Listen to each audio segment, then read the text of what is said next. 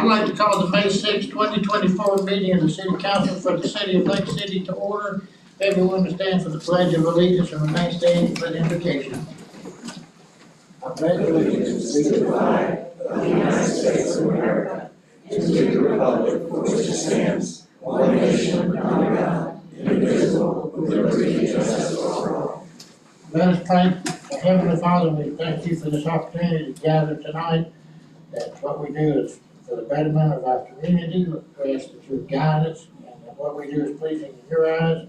We ask for you to look after our citizens and our troops and our first responders. And in your name we pray. Amen. Ms. Sykes, will you call the roll? Mr. Jernigan? Present. Mr. Hill? Ms. Young? Mr. Carter? Present. Mayor Witt? Here. Mr. Johnson? Here. Mr. Martin? Present. Chief Butler? Here. Ladies and gentlemen, the Lake City Council has opened this public meeting. Since 1968, the city code has prohibited any person from making personal, impertinent, or slanderous remarks or becoming boisterous while addressing the city council. Yelling or making audible comments from the audience constitutes boisterous conduct. Such conduct will not be tolerated. There's only one approved manner of addressing the city council, that's to be recognized and speak from the podium. As a reminder, persons are not to openly carry a handgun or carry a concealed weapon or a firearm while the governing body is meeting. Failure to abide by the rules of decorum will result in removal from the meeting. We have several proclamations tonight.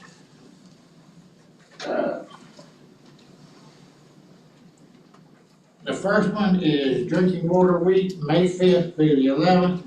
Whereas water is our most valuable natural resource, and whereas drinking water serves a vital role in daily life, serving an essential purpose of health, hydration, and hygiene needs for quality of life our citizens enjoy. And whereas tap water delivers public health protection, fire protection, support for our economy, and the quality of life we enjoy. And whereas the hard work performed by the entire water sector, designing capital projects, operators, ensuring the safety and quality of drinking water, or a member of a pipe crew maintaining the infrastructure communities rely on to transport high-quality drinking water from the source to consumers' taps. And whereas the coronavirus pandemic has shone a light on the importance of drinking water for health, hydration, and hygiene needs. And whereas we are all stewards of the water infrastructure upon which current and future generations depend. Whereas the citizens of our city are called upon to help protect our source water from pollution, practice water conservation, and get involved with their water by familiarizing themselves with it. Now therefore, Stephen M. Witt, Mayor of the City of Lake City, Florida, we hereby proclaim May 5th through the 11th as 2024 as Drinking Water Week in the city. Mike, if you want to come up?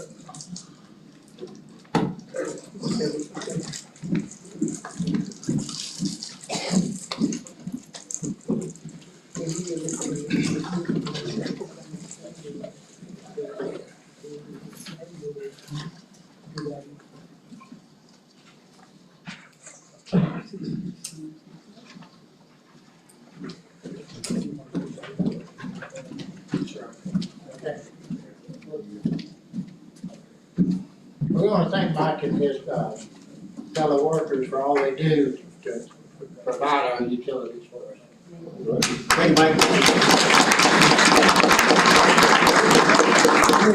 When you guys leave, if you'll notice out there on the banister, there's kits out there for water conservation. It's a big push we make every year. There's coloring books for kids, there's toilet flappers, hose repair kits, all kinds of different things. Just feel free to grab one when you're leaving. Right. Thank you. Thank you. Next one is Municipal Clerk's Week, May 5th through the 11th. Whereas the office of the municipal clerk, a time-honored and vital part of local government, exists throughout the world. And whereas the office of the municipal clerk is lowest among public servants. And whereas the office of the municipal clerk provides professional link between the citizens, the local governing bodies, agencies of government at other levels. Whereas municipal clerks have pledged to be ever mindful of their neutrality and impartiality in rendering equal services to all. And whereas the municipal clerk serves as the information center on functions of local government and community. And whereas municipal clerks continually strive to improve administration of the affairs of the office of the municipal clerk through participation in education programs, seminars, workshops, and the annual meetings of the state, province, county, and international professional organizations. Whereas it's most appropriate that we recognize the accomplishments of this office of the municipal clerk. Now therefore, I, Stephen M. Witt, Mayor of the City of Lake City, Florida, do hereby recognize the week of May 5th through the May 11th as Municipal Clerks Week, and further extend appreciation to our municipal clerk on two sides and all our municipal clerks for their vital services they perform and their exemplary dedication to the community. If y'all will come up there.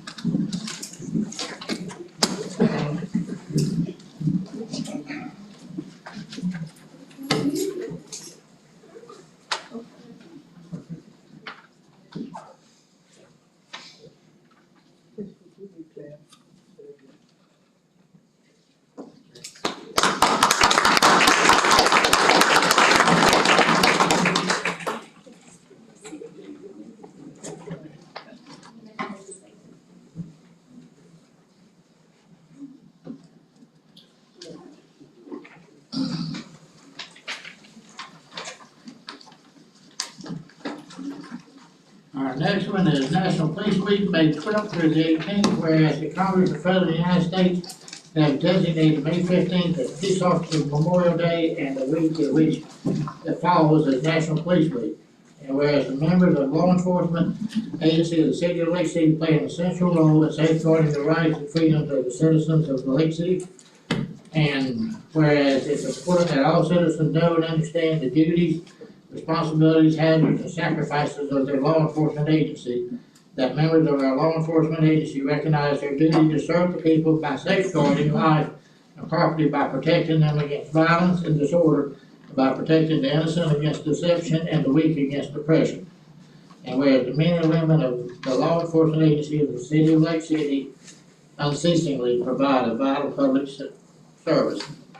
Now therefore, I, Stephen M. Witt, Mayor of the City of Lake City, call upon all citizens of the city and upon all patriotic, civic, and educational organizations to observe the week of May 12th through the 18th as National Police Week with appropriate ceremonies and observances in which all our people may join in commemorating law enforcement officers, past and present, who by their faithful and loyal devotion to their responsibilities have rendered a dedicated service to their communities, and in doing so have established for themselves an enviable and enduring reputation for preserving the rights and security of all citizens. Further, call on all citizens of Lake City to observe Wednesday, May 15th as Peace Officers Memorial Day in honor of those law enforcement officers who, through their courageous deeds, have made the ultimate sacrifice and service to their community or have become disabled in the performance of duty, and let us recognize and pay respect to the survivors of our fallen heroes. If our police officers would come forward.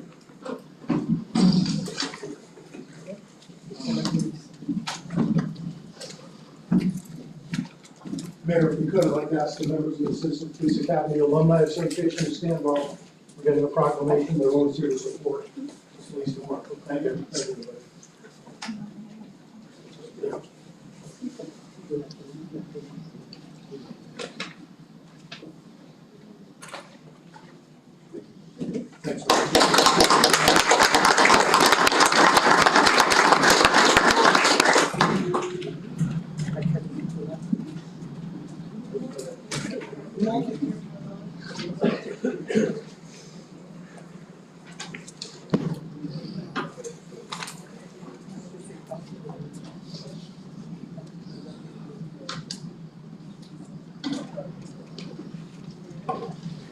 Our next one is National Tennis Month, May 2024.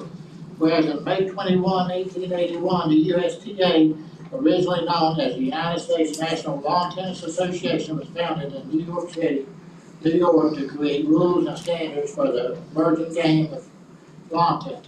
Whereas the USTA is the nonprofit national governing body for tennis in the United States and leads the promotion and growth of the sport at every level of play, from beginners to professionals at the U.S. Open.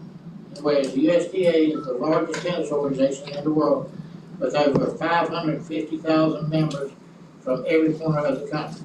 Whereas the USTA proudly partners with local tennis programs to showcase the important health, social, and educational benefits of tennis, making the sport available to everyone regardless of age, environmental condition, or ability through the USTA Adaptive Training.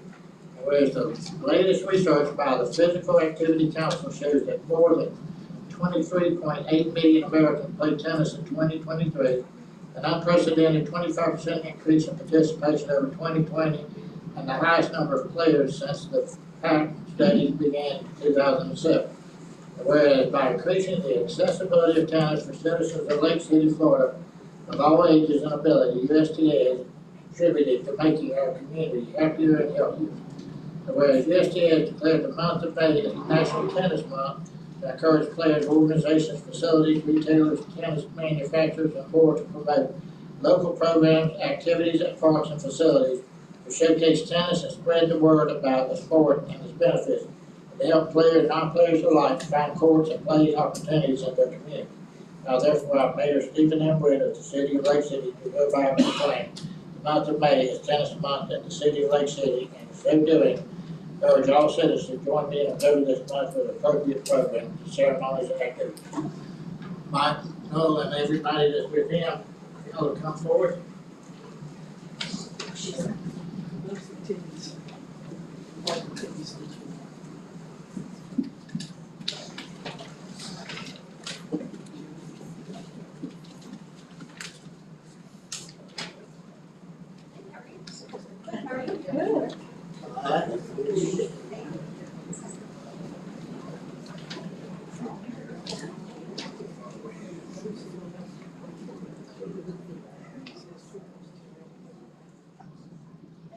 I want to thank y'all for a great turnout for coming, and I thank Mike Noel, the City Council, for a few words for us. Thank you, Mayor.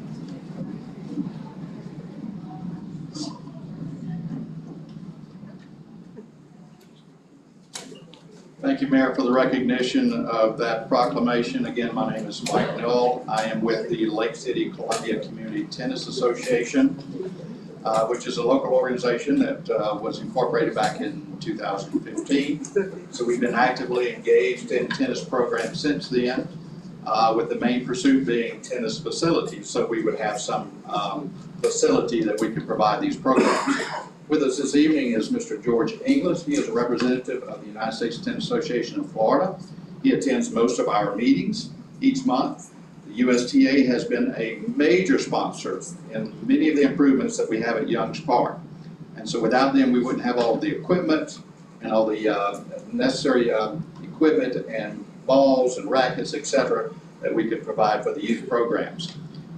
Ever since that time, we've been providing 3 to 4 youth camps every year. Those have been very successful. We'll have anywhere from 20 to 40 participants. Those kids range from age 6 to 17. And so it has just continued, just like the proclamation indicated. We are seeing an incline. We're seeing an increase in participation. So much so that George Inglis and the VA hospital here locally sponsored a veterans training session, such that we have veterans somewhere between 7 to 10 that come out twice a month that are taught by our own certified tennis instructor, Mark Mansbach. Mark, raise your hand, please. Mark is providing that service for the veterans free of charge, and they're coming out here twice a month for us to provide that service. USTA is providing the equipment. In addition to that, we've partnered with the Youth Tennis Foundation of Florida, which has provided an enormous amount of grant money that's given us the pro shop and many of the other facilities that we have there at Young's Park. We also, as you recall, the Columbia County Board of County Commissioners recently issued a grant to us for a shade structure, which I hope would be breaking ground in this month. I'm anticipating, based on their schedule, that Game Time should be getting that erected before our next youth program that starts first week of June. So these are representatives from our Lake City Columbia Community Tennis Association, but let me just say first that we have Dolly Robinson that is faithfully served for over 10 years as president. What a fabulous job she has done to bring all this to fruition, and we certainly give her so much gratitude. Thank you, Dolly. We have Joe Hinkle, Linda Williams, Laura Null, and we have, of course, George English here and other volunteers as well. So we're all volunteers that are providing quality of life services for the city of Lake City. You provided the facilities, we're providing the services to keep youth engaged in tennis. But more than that now, if you ride by night, we're now having adult leagues that are playing adult activities. So much so that many nights, Tuesday and Thursday nights, you'll see as many as 16 players out on the courts. We're full. In addition to that, we have, let's just say, ladies, a little bit more mature ladies that are playing 3 days a week, and they're taking up usually 2 courts, and they've been doing that ever since the courts were built. So a lot of activity, not just for the youth, but for the adults as well. So again, we want to express our gratitude to the city of Lake City. We couldn't do it without the quality of life facilities that you provide and that the county hopefully will be providing for us in the future as well. So again, we want to say thank you very much for your support. Thank you. Thank you, everybody, for coming. Okay, the next item is approval of the agenda, and I have some modifications to make. I'll try to explain them so everybody understands. Mr. Hill's not here tonight again because of a family emergency. And he's asked that I remove item 9, which is the council, how they get a raise. And 29, which is the ARPA funds, which he was sponsored that item. And then item 31 was the appointment to the zoning board that's got some issues that we have to remove it. So we're removing 9, 29, and 31. Now, Mr. Mayor, wouldn't the fire truck offer come off as well? he didn't ask for that. If one offer is coming off. Well, we'll tell you this one. Now, what's the pleasure of council as to item 17, which is the severance package of Mr. Dial and the fire truck? Y'all want to go forward with those, or Jason is not asking me to do those? I'm just fine going forward with both of those. I am definitely fine with going through with both of those, Mayor. Okay, so we're removing item 9, 29, and 31. So the one that pertains to the community development, okay. But with the amendments, is there a motion to approve the agenda? So approved, Mayor. Second. Motion and second to approve the agenda as amended, all in favor, say aye. Aye. Opposed? Okay, we're into public participation. I've got a lot of people signed up, and several of them are on, public comments, but then some of them were on the ARCA funds and all that. So since that item's not come up, if somebody wants to speak tonight, if they will do it during this time and let me know they want to speak. The ones I do know want to speak now is, Victor Camacho. Yes, sir.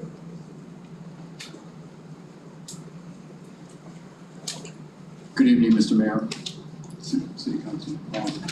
This is the second time I've come regarding the ongoing problem with the chickens in the east end of town, behind Melrose Elementary.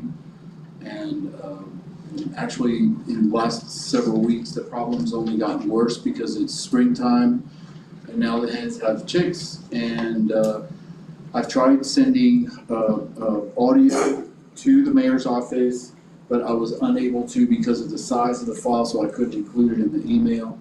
I have tried to file noise complaints and disturbing the peace with the police.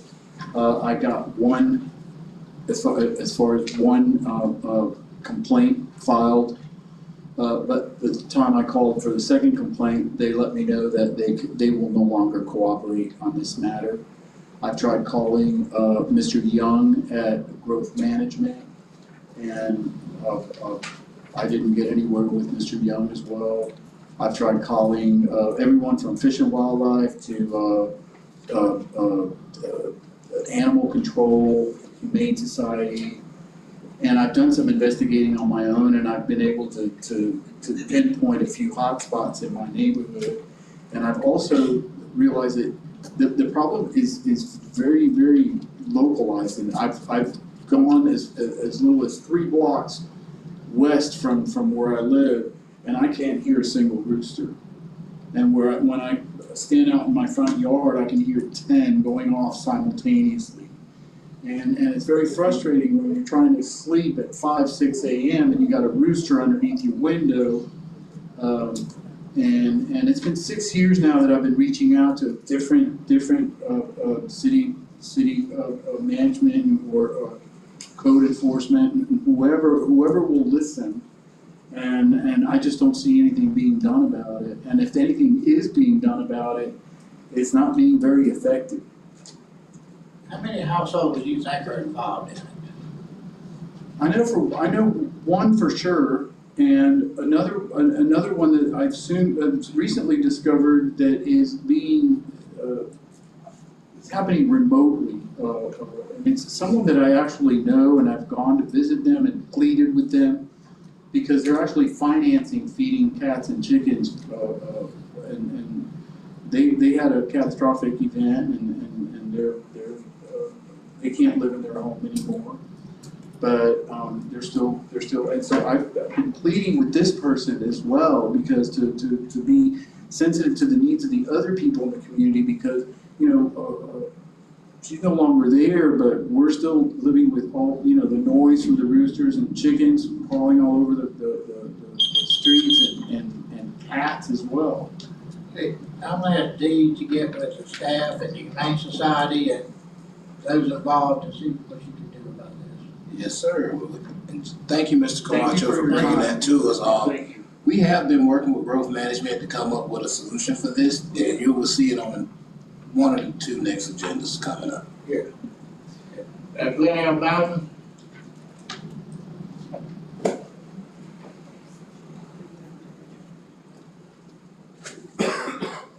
Mr. Mayor, Glenn L. Bowden, number 56 Northeast Baskin Lodge Drive. Mr. Mayor, item number 9 was on the agenda at the last meeting.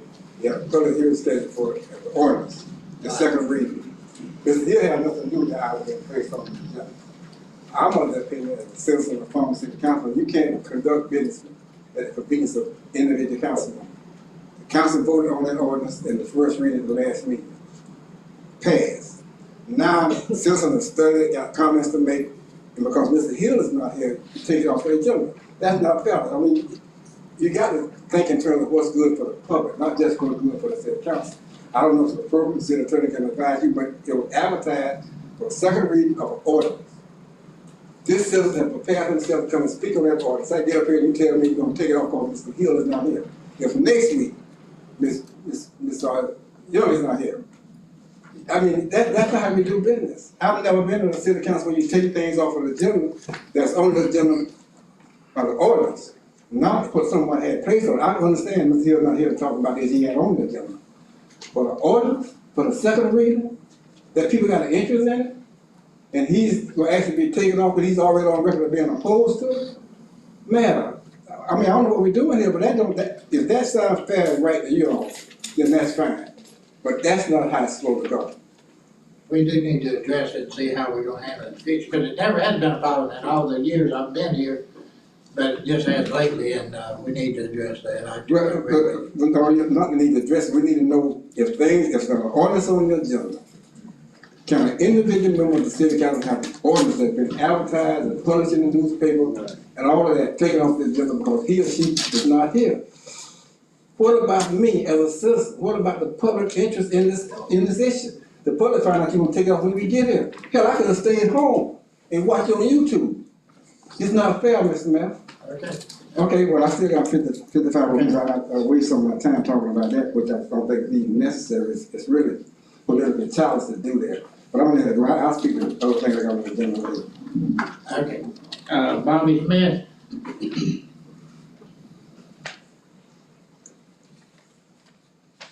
Bobby Smith, 1540 Northwest Barr Street, Lake City, Florida. Good evening, Mayor. Good evening, City Council. Good evening, City Manager. Thank you for your service. I'm going to say that out front. I stand as the president of the Ann Maddox Park Board, and we have been thinking about an idea of providing some structured youth recreation at Animal. In my years growing up, and I'm sure most people in here, we grew up with some type of structured activities in our community. And it made us a better person. We can all can attest to that. But I said something, I think I maybe before something to Mr. Johnson, if I didn't, I'll make sure I do. But I got a proposed plan for some ideas for youth recreation at Animals Park. We know with kids not having anything to do, we know where they end up. I worked in the Department of Correction for 32 years. I know we've done a lot of babysitting. But we want to try to change the pattern of what we've been doing. It's sending our kids to jails and prison because they don't have what we had when we grew up. So I ask that you entertain the idea that I would propose, and hopefully we can get some assistance to get that program off the ground running. We can't do it alone, we are a nonprofit private organization. So we can get the assistance that we can. And I believe in this, anytime we're trying to do something positive, we all should have a stake in that part. And when we do something that's negative, we all should say it's negative. So let's think about the youth of this community, and let's try to make a better, give them a better chance than what they're having right now. Times are tough, but we as adults, we are responsible for the kids. No matter where you live at, no matter how old you are, you still have a responsibility for the kids of the community. So I ask you that you entertain the proposal and assist us in any manner that you can. All right, I thank y'all. Thank you. Mr. Warren? Thank you, Mr. Mayor, for addressing me, Mr. Mayor. My name is Sylvester Warren. The first thing I want to point out, Mr. Mayor, is that I will always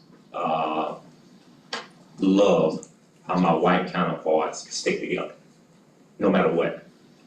National Day, they make sure you proclamate, they make sure you do all this stuff, because I don't blame you, Mayor. Like Black History Month, you got a majority black council and an intercity manager. It didn't happen. But I noticed how my white counterparts stick together, and I just want to go on the record and say how I admire that. And hopefully some of blacks can recognize that, see that, and learn how to let that be contagious. But some of them probably won't, because their minds are forever bleached. Mayor, the reason that I'm standing before you is that I asked you last week, and you told me that you were gonna get back with me on the answer as to the lie that was told by the city attorneys about eminent domain taking place on Long Street for the parking lot of Sallie Mae Jerry Park. There are thousands, well, almost $200,000 has been invested in and has been now open. When you sit here as a body and you lie to the public and you look at the organization chart, because I don't know whether or not y'all understand the organization chart. You do, Mel. Who's at the top of the organization chart? People. The people are. So the people are in control. Don't lie to us and don't bullshit us. Hold people accountable, Mel, for what they do and don't do. When we pay people the kind of money that we pay these attorneys, and they come and tell us they've done A, B, C, and D, and they have not done it, they should be held accountable for it. If an employee doesn't do something, he's either terminated or he's reprimanded. And the same thing should happen with this law firm. You got 2 law firms, 2 that y'all contracted up under. And we still ain't got Sallie Mae Jerry Park. He told me out of his own mouth, after the first counselor told me that it was already done, they were waiting to distribute checks to the heirs. He come and tell me that y'all getting ready, he's getting ready to ask you all to hire specialists to do eminent domain because they don't even do it. What is this? Just because where the park sits at? Is it because it's demographically located? Y'all in no hurry to get it done? Everywhere else has everything it's supposed to have. It has its cameras, it has its benches, but when it comes to across that railroad track, It's always, we ain't got no funding, it's a grant, take this off the agenda. Mayor, and we're tired of it. I know I'm personally tired of it. Do something about it, Mayor. Okay. And I'm asking that y'all fire him or either he resign. Okay. Mr. Holden, did you want to speak now? That'd be great, thank you. You signed up for another one, but that's off the agenda, so this is what you want to speak. I want to talk about Columbia County Makerspace. Thank you, Mayor and members of the council for giving me an audience. I'm involved with a not-for-profit organization that's set up to bring technology resources to Columbia County. We want to tap into the city's inner strengths, and we hope to locate something inside the city. I wasn't really prepared tonight. I do have a PowerPoint presentation that I'd like to bring before the council, but I see everybody vying for attention while you're looking at grants and looking at investing in the city, and so I want to go ahead and put our name on the plate and let you know that we have the intention of bringing robotic arms and aerospace and flight training simulators and coding labs and things that will increase technology awareness in the community as well as advanced manufacturing. So we're going to have CNC routers, and we're going to have 3D printers and things that are going to teach people additive or reductive manufacturing, which will help with workforce development, especially with all the technology companies that are coming into the county and looking at us now. So we want to partner with the city. The city's been very kind and has already, thanks to Mr. Johnson, has already partnered with us on a couple of events. We hope to expand your awareness of our organization and our goals. And again, if I can just simplify it, we want to put a small building in the center of town with 3D printers and with robotic arms and with technology that can train people for new careers and things that will be advanced hobbies. One of our partners is the Amateur Radio Relay League. The local ham radio society is partnered with us.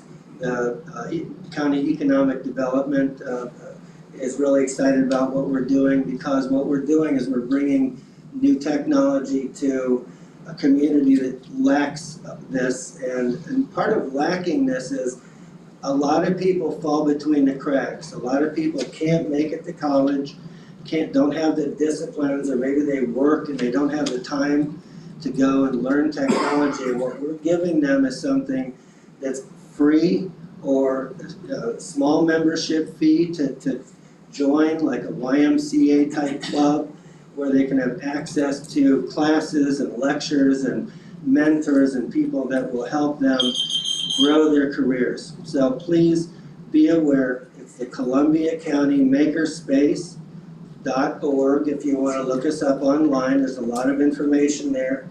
And since so many people are appealing to you for money and resources and land and things, I want you to know we're here. We want to do something that's going to really help drive education to youth and help expand their horizons beyond just sports. Thank you. Thank you. Mike Farrell? Good afternoon, Mayor, City Council. Mike Farrell from the Director of Richardson Community Center. I come to the council tonight requesting some funding for some of our large programs that we have at Richardson. As we all know, no amount of money can save children's lives. No amount. I mean, I think we as adults understand that. No amount of money. And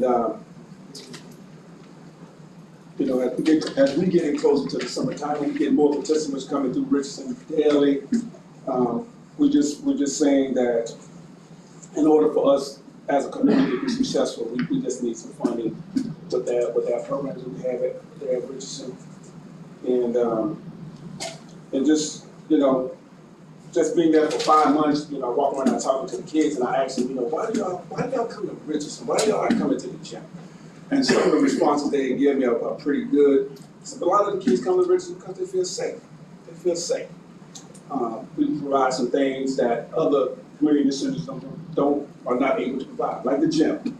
Some just come to play basketball, but some just come to just kind of to feel safe and be able to hang out with their friends. And in that process, we as a staff there, we talk to them.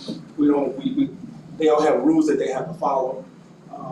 So when I grew up, and I'm quite sure where we grew up, as long as we had that structure, we have those rules in place, then that will keep some of our kids from getting into a lot of major trouble.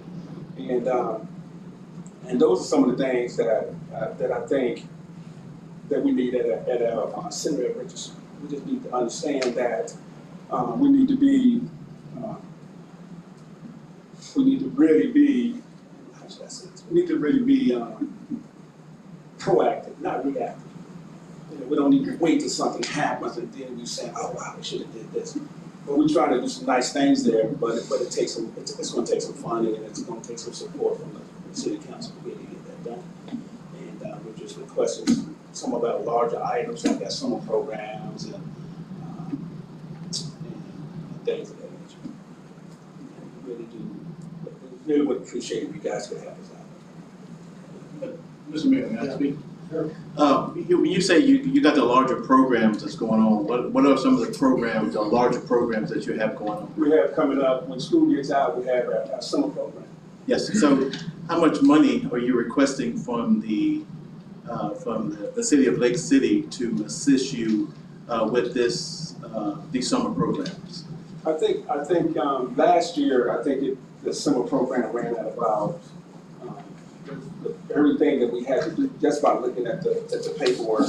It ran out about $30,000 for that, and that's including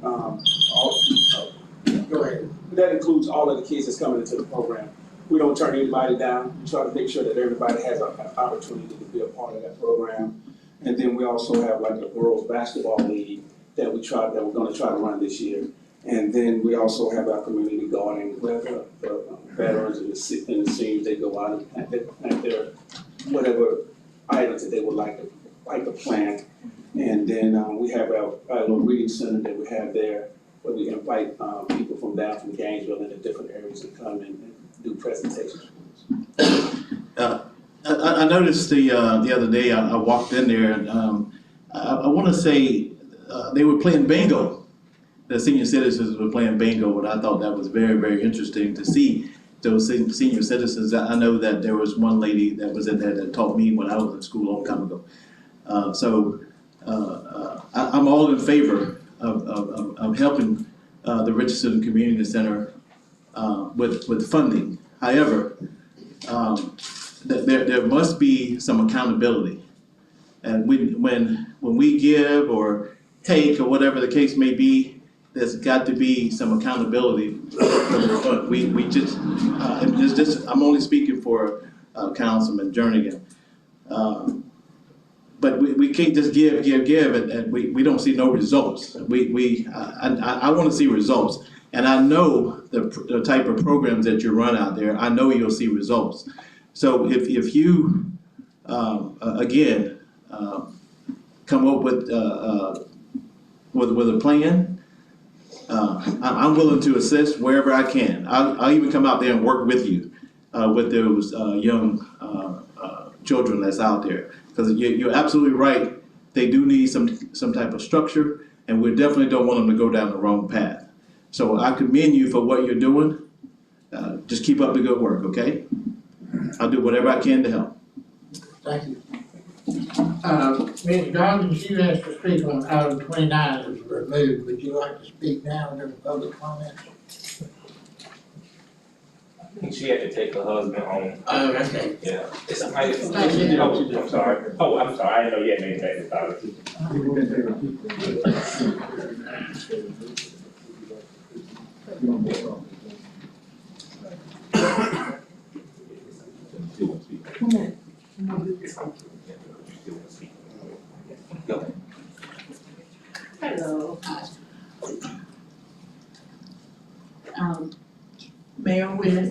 and to each of you. I'm standing because once again, I'm addressing road issues that's in our community, neighborhood, Camp Street, and the surrounding areas in that district. I know that there are ARPA funds, and I'm requesting that those funds, portions of it, be used for construction and for the renovation, resurfacing for that street, not only that street, because the whole area is in need. And I'm standing because Camp Street was designated number 4 in the county, which meant that it had a need and it has a need. So, I don't like to keep standing before the council pleading about it, but you have the funds available, and with these funds, could you just decide that you're gonna use it for the purpose of what it was designed to do? Even in 2022, when I first brought it before the council, and it was even in the newspaper, that Camp Street would be on that list. The other 3 have been addressed. We're number 4, and it's our time. Thank you. Thank you. Mr. Cole, did you want to speak at this time? Yes.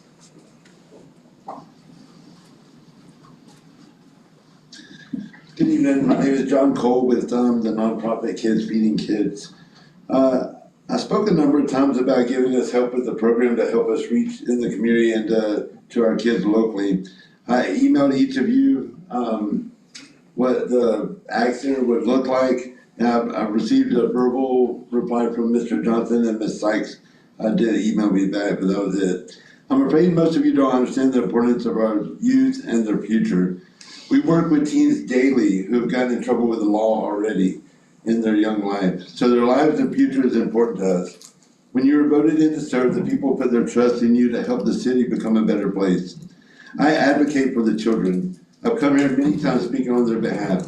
I do want to commend Mr. Carter, who is actively always working with the kids, with the Kiwanis, and he did a great job this weekend at the Kiwanis Kids Day. I don't know if any of you showed up, but it was a very busy thing. But it was a great turnout. I want you to hear a statistic and really think about it for a second. In the USA alone, 16 million kids don't know where their next meal will come from. That's the only time they get a meal is at school.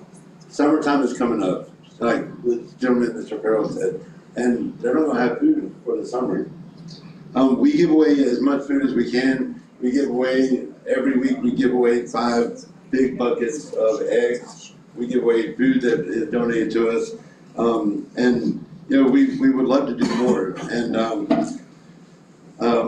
with Kids Feeding Kids, it's not only about feeding the community, but it's about teaching the kids how to self-sustain and how to grow their own food and possibly having a future in agriculture.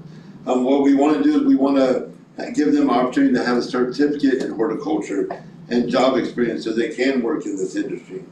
We're doing our part in the community, and we want to join. We love for you guys to join with us by supporting what we are working so hard to do.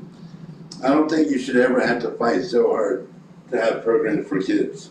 They are our future. I've traveled to other towns, and they constantly have events and programs for the kids. Then I come back here, and there's not a lot on it. If you search social media, you see all the time people are like, is there anything for kids? No, there's not, there's not. It's a constant thing. I talk to people daily and they all say the same thing, there's nothing for their kids. Unless you play baseball or soccer or something. So please help our community have more programs for the kids. I've emailed you all and I would love to meet with you and give you a more detailed description of what we're trying to do with Kids Feeding Kids. Thank you. Thank you. Hold on. Mr. Mayor, can I talk to him for a minute, please? So where's that building located? Because I've been trying to. Well, we have a thrift store south of the high school. It used to be the J&W Weaponry Building. Yes. So that's where our food comes in. It's a thrift store that we gave out over 500 toys for kids last year. We give out 100 turkeys for Thanksgiving.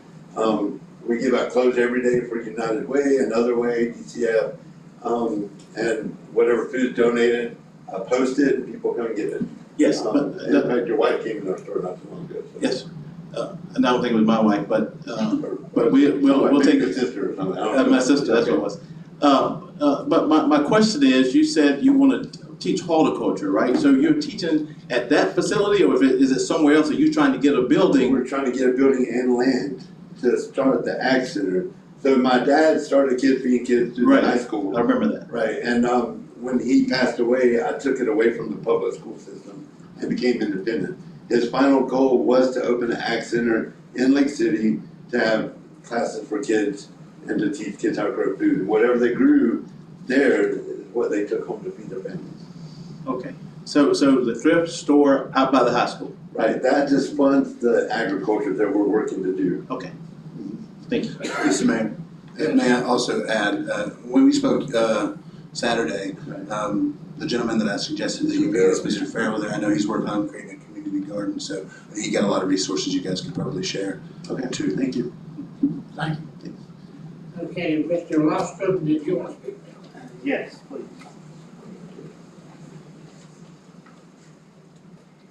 My name is Ben Lofstrom. My question about these ARPA funds, Sylvester has brought up several times that he essentially found out about them and lets you know about them.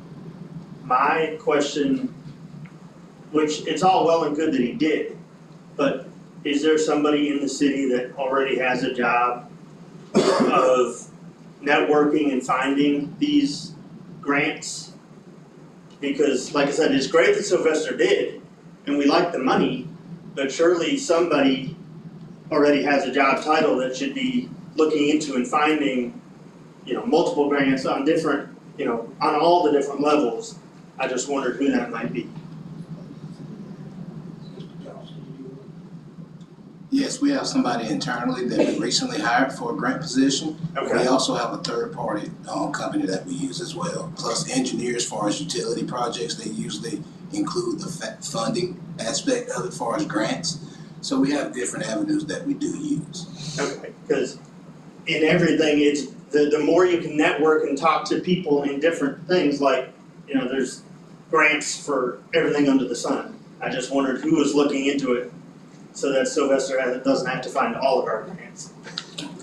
Thank Yes, sir, thank you. Mr. Mayor, my name was mentioned. Can I respond, please, out of kindness? Yeah, go ahead.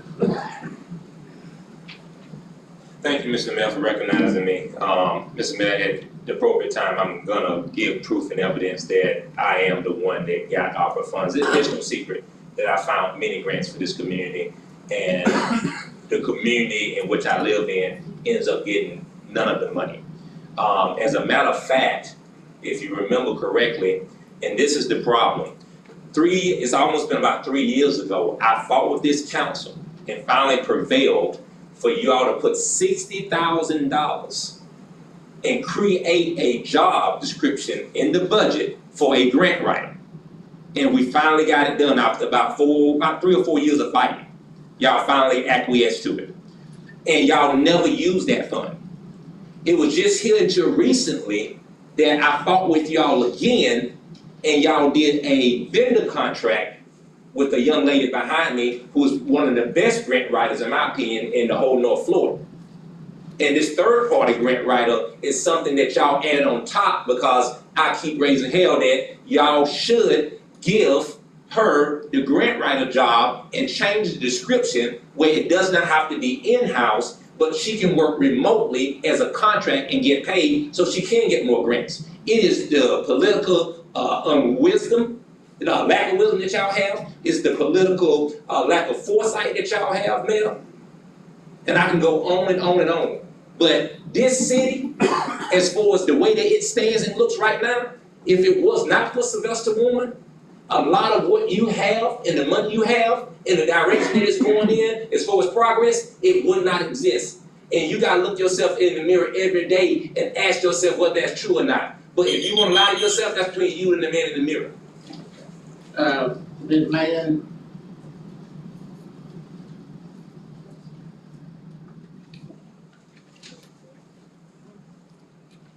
Hello, Erica Mayo. So I didn't come here to speak, I came here to observe, and I agree with everyone that's coming up asking about the supervised sports activities or supervised youth activities, not sports activities. I am, as a concerned citizen, very concerned with the council as to why is it such a fight for us to get these youth activities. Everyone keeps saying it's more than sports. Absolutely, it's more than sports. So why can't we not get these youth activities? It's very sad to me. It seems to me, just an appearance, that it's a direct blockage of an individual, but you're hurting the youth by blocking that individual. I think that as our council, our elected council, we have to think beyond our personal feelings about someone or individuals and think about our youth, think about the city, think about the community. At this point, it does seem to be a direct blockage only for those individuals because nothing else makes sense. I've watched, I've observed, and I'm just really trying to find the answer as to why has it been months that we've been asking for this since last year and it's still no movement on it when the funds are there. The ARPA funds, I looked into it because I keep hearing about it, so I did look into it. They were there for different things in the community. The young lady that just got Miss Goggins that just come up, I remember she was asking about her road when I came and did a presentation. That was almost going on almost a year now. So infrastructure is at the top of the ARPA funds, along with affordable housing, different things to better the community. And there are certain individuals that are helping to find those funds, but those same individuals are the ones that are being blocked because I feel like it's personal feelings, because there's no other reason why kids should be suffering this long without having activities. So I just really have the question as to why. Why are we continuing to block our youth when they are the ones that are suffering? They're the ones that are becoming the statistic. We keep hearing the other communities come up and they're thankful they're not as aggressive because they're getting everything they ask for. They don't have to be aggressive. But our communities continue to have to be aggressive because there's a continued blockage, but there's no answer or no reasoning as to why. Why are individuals having to fight so hard for structured youth activities? Hopefully we're gonna get to it pretty quick and get these funds out and get them to help the people. I think everybody on the council wants to help the youth. We just need to get some programs and get some. But that's, I mean, no disrespect, Mr. Mayor, but that's the same reasoning or same explanation, or I would just say excuses that we've been hearing for months and months and months, is that we're working on it, growth management, this and that. We gotta give a different proclamation or whatever. It's always something, a reason as to why. When are we gonna have a resolution without, or solutions without excuses? Mr. Carter, do you want? Mr. Mayor, I think I would just like to say I've not been here long enough to make anybody really mad yet. But I don't disagree. I think one of the problems that we've had is a revolving door of city managers and a lot of politics and infighting. I think we've got some things going on we've been talking about. One thing is on the agenda tonight that I think would be a good step in the direction. I think when it comes to smaller projects and events and things like that, later tonight there's an item that addresses accessing funds for that. I think that's a good step in the right direction. Systems. I think systems hide a multitude of sins, you know. When we don't have very many systems that we've stuck to, it seems to me, as I've been trying to peel back the onion and learn more about the inner workings of the city myself. And then I also think that there needs to be systems in place for larger amounts of money for adding to the actual annual budget. So in this case, I would say that it would be a mistake to make an impulsive decision saying, we're gonna spend X amount now for blank. But I think that one of the most important things that we need to be doing as a city government, and hopefully our decision last week to hire a new city manager will help in this process, because at the end of the day, we're legislative and the city manager is an executive position, and some of these things would be simpler with a person with experience in that role. But I think that we need to come up with a program and a system for large amounts of money applied to the budget to fund organizations that are consistently doing things. And as it is right now, we do not have a Parks and Rec department. And then also a smaller system for smaller things, which is what's on there tonight. So that's just my opinion on the matter. I think that it is a problem, and I hope we're able to fix it soon. However, the wheels of government do grind slowly, but I can tell you, at least from my perspective, those are goals. Thank you. And also, the larger amounts, we are in the process, as a matter of fact. The decision is pretty much at the point where we know what we have to do.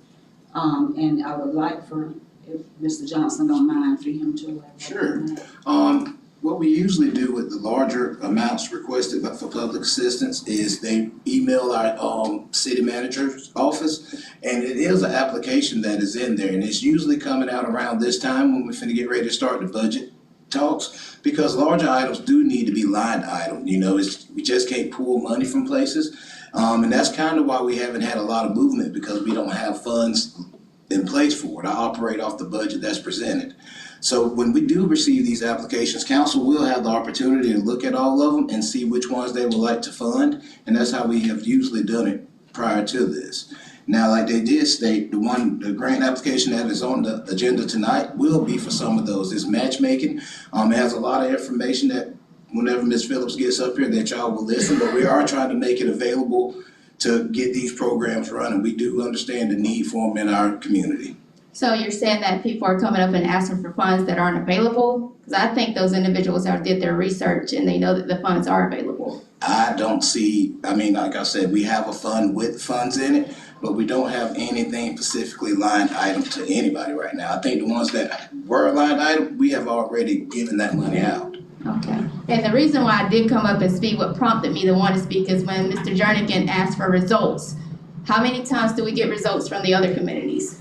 How many statistics do you have showing that there was improvement, or that actual funds that you gave went towards what they asked for?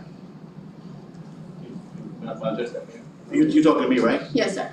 Well, again, Ms. Mayo, we've only been here not quite 2 years, and it's a process. And I don't know of anybody who's come up and asked for funds that did not get it. I don't care who it was that did not get it. We've given funds, and we have no records of what they did with the funds or anything. So and it's a process, and I'm gonna leave it like this. With the new city manager coming on board, and with Mr. Johnson, who's been acting city manager for quite some time now, I leave those things up to him. He makes very, very good decisions when it comes to that. You have to come to his office one day and to sit down and talk with him. He'll explain to you exactly what we're doing and how we're doing it, and the progress. Of course, I love seeing results, and I'm pretty sure everybody in here loves seeing results. So, again, if Mr. Johnson is doing the job he's doing now and the title that he's got, I'm almost positive that he knows exactly what we can and cannot do. I'm almost positive of that. Okay. Yeah, that was my only reason for coming up, because I was like, okay, we want results, and we only gonna give money if we get results from one side. But what about the other side that we freely give the money to? Are we getting the results from them as well? So it's just like, we just want to break these barriers and make it equal for everyone. I don't think that no youth, no matter what, should have to suffer. I'm always dealing with the youth, and they need things. They need things to do. There's not one youth that I asked, what do you guys do? They have nothing to do, and I'm always around you. I mean, they don't, and I think we take a lot of time playing politics with our youth, and it's leading them to the system unnecessarily. And also, Ms. Mill, if it's okay, Mayor, I think I could bring it closer to home for you. When you said we haven't asked, I guess, the other side or whomever, for results or to bring us a report or back or some type of an account, and that's why we're here. But that's why we're where we are, and I believe I actually brought it up that we need to not just, one of the things was grandfathering in, and it wasn't just recreation. It was any corporation who come up and ask for money, whether it was 501(c) or whomever. And no one's grandfathered in anymore. Anyone who requests something have to stand at their podium and request it.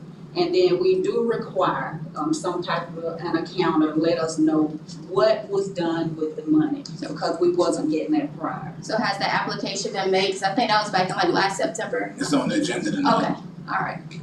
Thank you. Okay, that's all I have for right now. Next is approval of the consent agenda. So approved, Mayor. Second. Motion and second to approve the consent agenda, vote, favor say aye. Aye. Vote. Okay, item 9 was removed. Item 10, City Council ordinance number 2024-2272. Thank you, Mr. Mayor. Council members, you have before you ordinance number 2024-2272 on second reading, an ordinance of the City of Lake City, Florida, amending the text of the City of Lake City Land Development Regulations as amended pursuant to an application LDR 24-01 relating to an amendment to the text of the Land Development Regulations, providing for amending subsection 13.11.3 entitled Action on Site and Development Plan concerning providing notice and hearings for consideration of site and development plans, providing severability, replacing all ordinances in conflict, and providing an effective date. Should the council wish to adopt this on final and second reading, an appropriate motion would be to approve ordinance 2024-2272 as read by title only. I move to approve 2024-227. Is it 4? 72, okay. Second. Okay, it's been a motion and a second discussion by council. This was passed on first reading on April 15th, 2024. Mr. Carter? Yay. Mr. Darvin? Yes. Ms. Young? Mayor Whit? Yes. Okay, item 11 is a quasi judicial hearing. Mr. Martin. Thank you, Mr. Mayor. Council members, before you tonight, you have a matter that must be considered and voted on by the City Council in a quasi-judicial manner. Particularly, that item is ordinance number 2024-2280, which is an ordinance concerning an application for voluntary annexation submitted by Victory Land Holdings LLC. Who here tonight is present to speak to this particular matter? Mr. Young? Okay, thank you. Members of the council, in quasi-judicial matters, the council's decisions must be supported by competent and substantial evidence presented to the council during hearings on the application. At this time, I need to inquire of each council member individually if they've received any ex parte communications involving any of the, or it on this matter, and if so, to disclose it. Councilwoman Young? I have none. Councilman Carter? No. Mr. Mayor? No. And Councilman Jernigan? No. Thank you. At this time, Mr. Young, if you could step forward and raise your right hand. Do you swear to tell the truth, the whole truth, nothing but the truth as it pertains to this particular ordinance? I do. Thank you. Council members, you have before you proposed ordinance 2024-2280, which states an ordinance of the City of Lake City, Florida pursuant to petition number ANX 24-02 relating to voluntary annexation, making findings, annexing certain real property located in Columbia County, Florida, which is reasonably compact and contiguous to the boundaries of the City of Lake City, Florida, and to the boundaries of the City of Lake City, Florida, providing severability, repealing all ordinances in conflict, and providing an effective date. Mr. Young, could you provide an introduction and summary and your presentation on the application? This is a voluntary annexation that has been approved by the county. This is a triangular shaped piece of property that's located at Real Road and Bascom Norris. You probably see construction going on there now. They're building a shed sales place, rental place there. It's being built under county permit, but they want annexed into the city. This was approved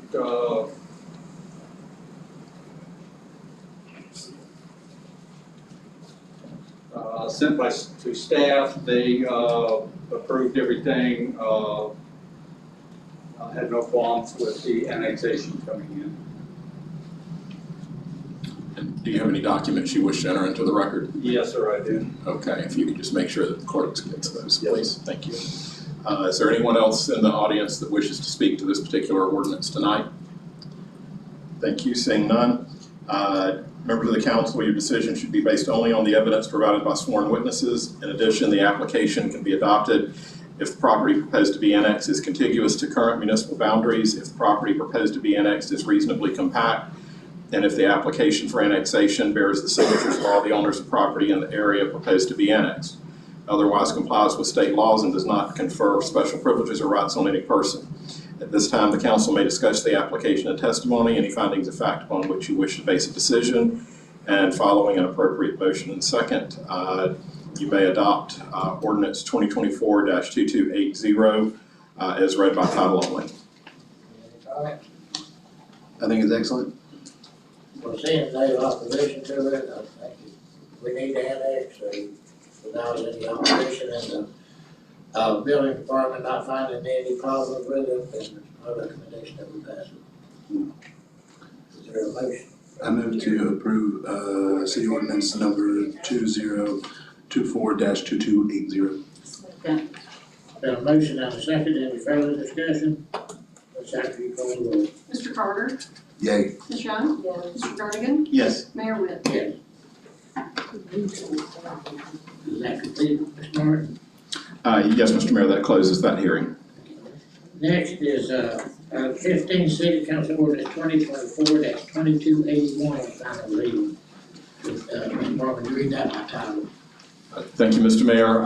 Council members, you have before you ordinance 2024-2281, an ordinance of the city of Lake City, Florida relating to activities interfering with public safety and public roads, repealing ordinance 2021-2183 in its entirety, repealing ordinance 2022-2220 in its entirety, amending chapter 98, article 5, section 9870 through section 9873 of the City of Lake City Code of Ordinances, providing direction for codification of this ordinance, repealing all ordinances in conflict, providing for severability, and providing for an effective date. Should you wish to adopt ordinance 2024-2281 on second and final reading, an appropriate motion would be to approve said ordinance as read by title only. Mayor, I'm on the agenda, you may not see it, but I'm on there for every item. Right. I don't think you're cognizant of that. I was gonna let him read it first. Okay. Go ahead. Thank you for recognizing me, Mayor, me helping you recognize me. Mayor, as it relates to item 15, correct me if I'm wrong, this has everything to do with the public safety issue that we're talking about, the panhandlers being in the road and, the medium and those type of things. Right. And when we talked last time, it was my understanding that that was gonna also include the fire department where they go out there and raise money. Nobody's gonna be in the medium. Nobody mama, nobody daddy, nobody organizations. No, hold on, man, that's not what we agreed to. We said at the last meeting that this was gonna be fair across the board. If the homeless people can't sit there and beg for money, the fire department can't sit there and beg for money, nor can any other organization sit there and beg for money, because they will pose the same safety risk as the homeless person. What would be the difference? You can't get special treatment to somebody else, and because a person ain't living above, up to your standards, you saying they can't be there panhandling, but you saying that they can be out there raising money in the media. You can't do that, man, that's unfair. Well, that's what's in the ordinance. You're not including everybody else, you're just including the panhandlers. Now, this gets rid of that whole ordinance. So everybody, nobody else would be out there. And the only interference that I see with the public safety is this council not giving money to kids. That's the interference with public safety. Y'all are creating a school to prison pipeline. And then y'all don't even have nothing in place for the homeless. What programs do the city have in place for the homeless? What you got for the panhandlers? You got what for the panhandlers? I said we don't really have it.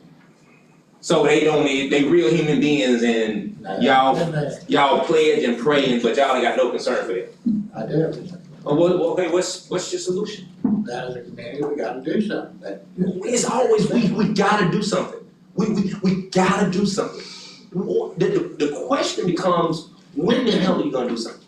Well, I'm talking about it right now. I'm not arguing with you, man. I'm just asking the question. It's always, we gonna do something. You do what you wanna do. You make these proclamations for these different organizations. Y'all give money to who you wanna give money to. You got council members speaking on, I give you any type of money you want for this organization, that organization. But when it comes to Andy Maddox Park, who has the most critical issue, don't nobody open their mouth. Housing in District 10 is at its worst. And your family is the #1 supporter of housing. And I don't see you saying nothing about housing. I am for housing. Anyway, this needs to be removed. Okay. Is there a motion as to, City Council Orders 2024-2281? Move to approve ordinance 2024-2281. Second. Second. Motion and a second, any discussion by council? Mr. Mayor, for clarification, this ordinance is repealing the ordinance that restricts the ability of the public to engage with motorists at intersections. It's not imposing a restriction, it's actually repealing the city's current ordinances because the current ordinances are not in compliance with the current jurisprudence regarding the First Amendment and freedom of speech. Thank you. Thank you. Second, call the roll. Mr. Carter? Yay. Mr. Jernigan? Yes. Ms. Young? Yes. Mayor Webb? Yes. Okay, item 16 is updating the city manager hiring process at Scott Lee Town. Mr. Martin, give me an update on it? Yes, Mr. Mayor. So if I understand correctly, the police department has commenced the background check. I'm not certain exactly where that stands, but they commenced that middle of last week. So given the timing of it all, I believe that is still in progress. I have had a couple of 3 conversations with Mr. Rosenthal. With each conversation, we had to go back and do some research and have some additional discussions, but everything is moving forward in a positive fashion. The things we each needed to return for were there was certain language that he wanted from a particular contract in his contract, and so he had to go and research and find that particular language and get it to me, and so those are the kind of interactions we've had, but everything has been very positive, and I would expect fully that we can have a draft to the council to possibly cast a final vote on at your next meeting with an eye toward him beginning June 1st. If everyone is so far, and I think he's prepared to be at that meeting, so if there's something that needs to be tweaked in the proposed contract, you can actually negotiate in real time here, get it ironed out. If for some reason everyone's so far apart that you can't do that, then depending on how far apart you are, it might be necessary for a special meeting toward the end of the month to get it finalized, but the aim would be to do it in 14 days. So, Mr. Biden, you want to speak to this?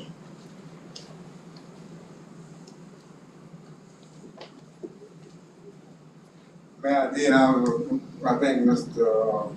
the city attorney really answered my question in terms of the time. I'm more concerned about how quickly we're having the city manager. It seems to be moving quickly in that direction. Because I can assure you as a citizen, I think that having a permanent city manager, someone that's in the position, bring a certain amount of stability to the whole process. Not with employees. Employees, yes, employees, they like to rig out, but from the outside looking in, the professionals that riding by, reading about the city of Lake City, to know that you got a city manager with ICMA experience, got that, the person can pick up the phone and call another city manager in Key West, Miami, Atlanta, wherever, and get some advice. That's what we need in the city at this point in time. And I can tell you that having an interim city manager over the past months with Mr. Dow, Mr. Johnson, Ms. Smith, and Mr. Williams, all those people did the job. But it's nothing like being the city manager. It's one thing you walk in the office and say, I want to talk to the city manager, not the interim city manager. That means something. So I'm glad you're moving fast in that direction, and I hope you'll be successful in accomplishing that. Now, when does the budget process start, Mr. Mayor? July and August.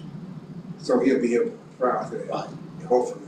Okay. Yeah, we'll vote on it in September, but we'll do it. And I'm talking about if the process Yeah, it'll be keep going, the new city manager be in place to be a part of the entire budget process. Okay. But since we're talking about the budget, the new city manager, and I know you already taken out now off the agenda package, but no. Yeah, Mr. Warren, did you want to speak to this?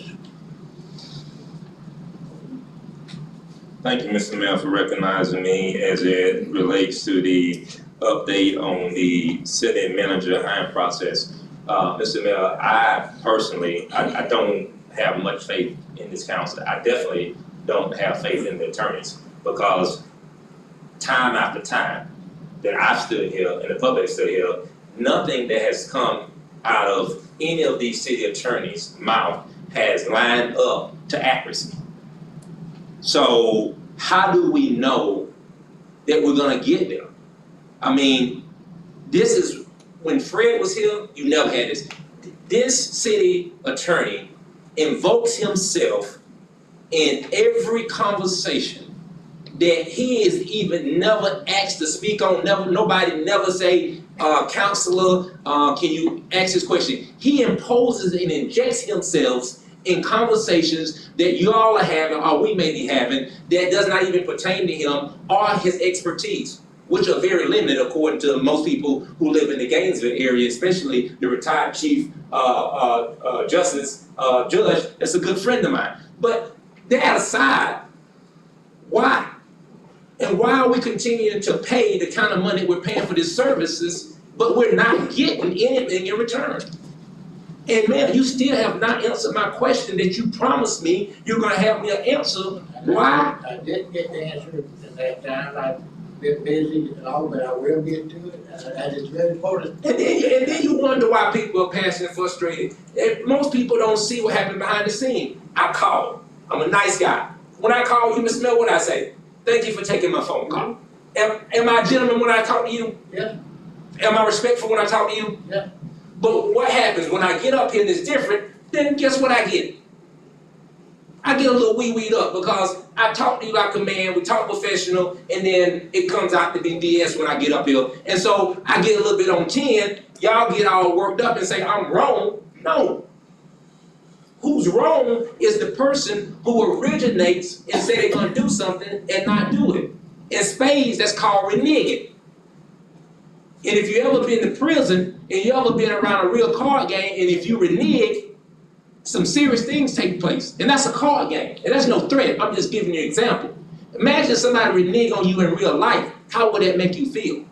I'm gonna get the answer. I'm gonna find out what's going on, and we're gonna get that thing done. Just like you're gonna get the skateboard park done. Your son been wanting it for 30 years. And I've been asking for it for years, and you still ain't got it done yet. Ask Dee how many times I talked to her about it. Why? We just keep talking. We just keep talking. Okay. All right. That's the update on that. Next, item 17, update direction for council, $4 severance package. Mr. Johnson. Thank you, Mayor. In our December 27th meeting, we had direction from Mr. Sampson's motion to investigate the severance pay of Paul Dow. He wanted us to reach out to our auditing services, James Moore. In the packet, you see the response from that. And I just basically need direction on where do you want me to go from here. Mr. Mayor, if I could start, I referred earlier to peeling back the layers of the onion, for lack of a better metaphor. In the brief couple of months I've been here, this particular topic has been the most flabbergasting, quite frankly. I've read through obviously I wasn't here, I was on the council at the time. I read through Mr. Dial's contract. It's very clear to someone without any legal knowledge that he was not entitled to severance. I do not understand. I believe that the previous city manager when he went through the process of being let go. The severance was talked about up here on the board. It was very clear how that went, and it was in the public eye, and the board got a chance to discuss it. In this case, Mr. Dial was paid close to $250,000 between the severance, between a unheard of amount of sick and vacation time paid out. I think that's madness, quite frankly. When we sit and we talk about money for programs and different things like that, I believe the responsibility needs to take place when it comes to how we spend our money, whether it be small programs or big programs. I want to see systems in place for that. But it's hard to look people in the eyes when they're asking for money to help start a youth football league or something like that. When we are able to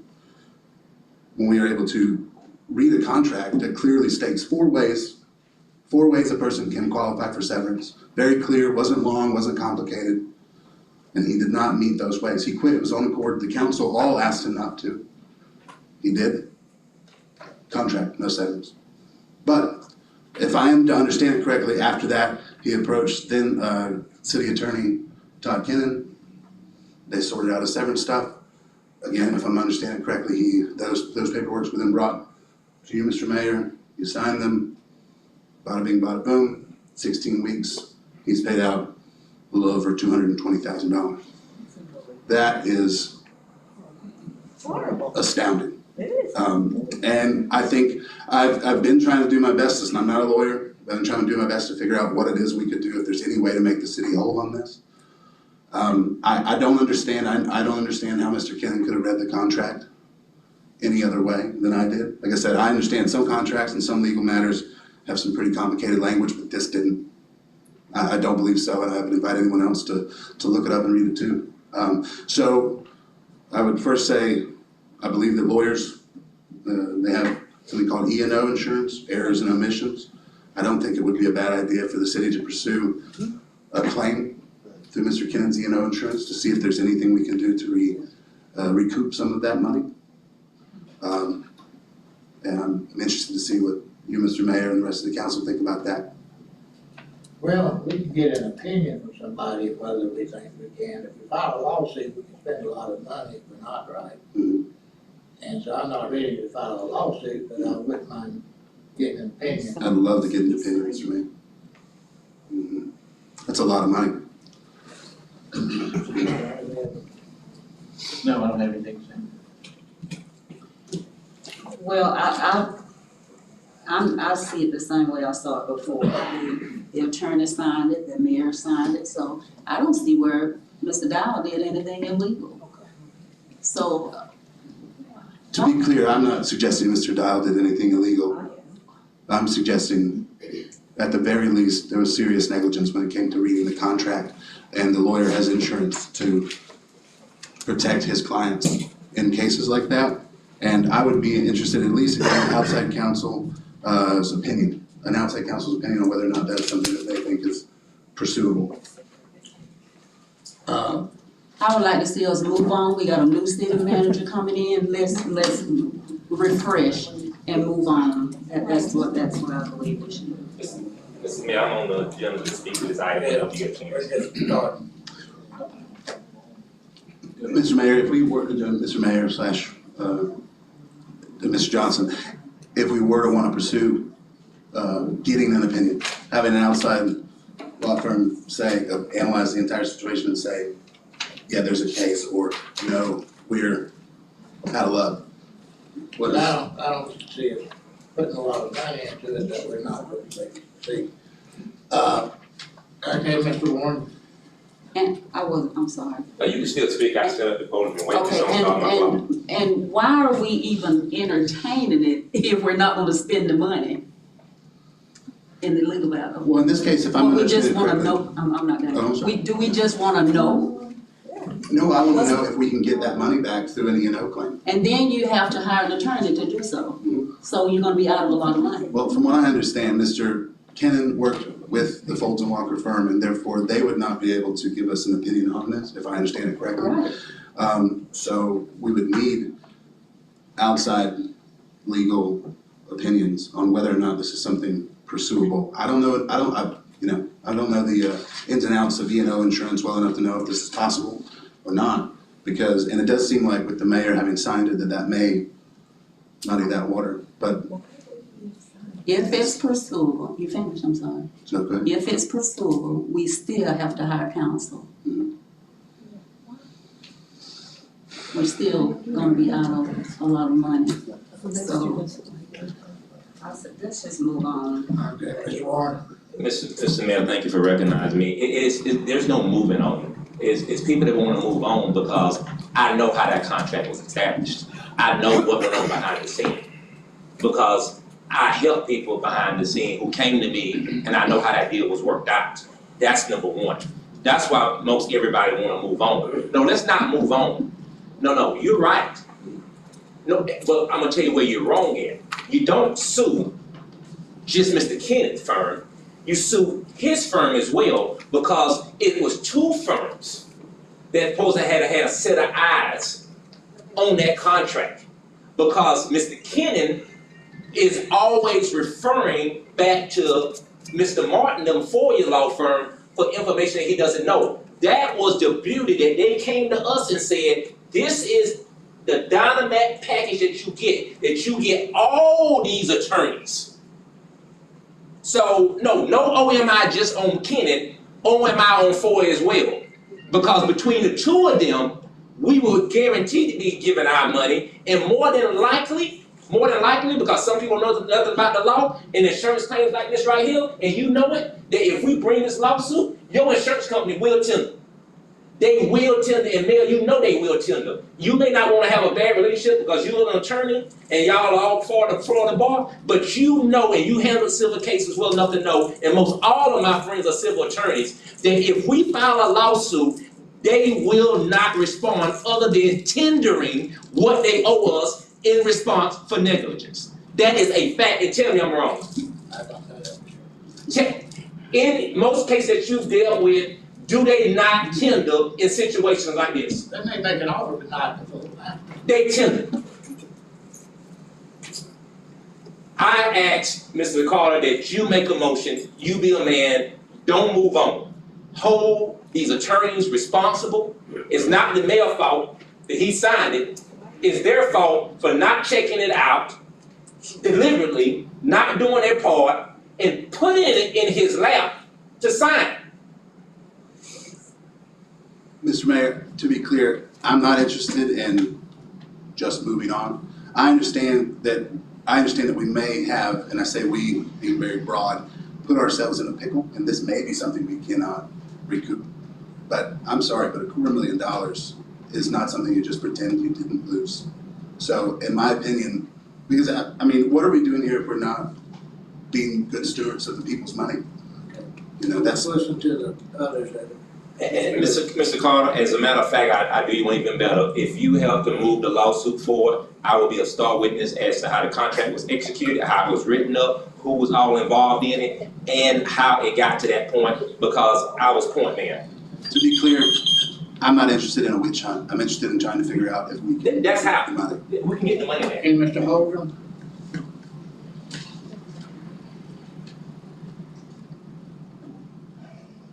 I'm gonna ask what seems like a very simple question, and it seems like it's complicated here.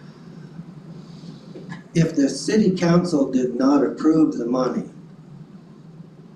do you have the authority to spend $250,000 of the taxpayers' money by yourself?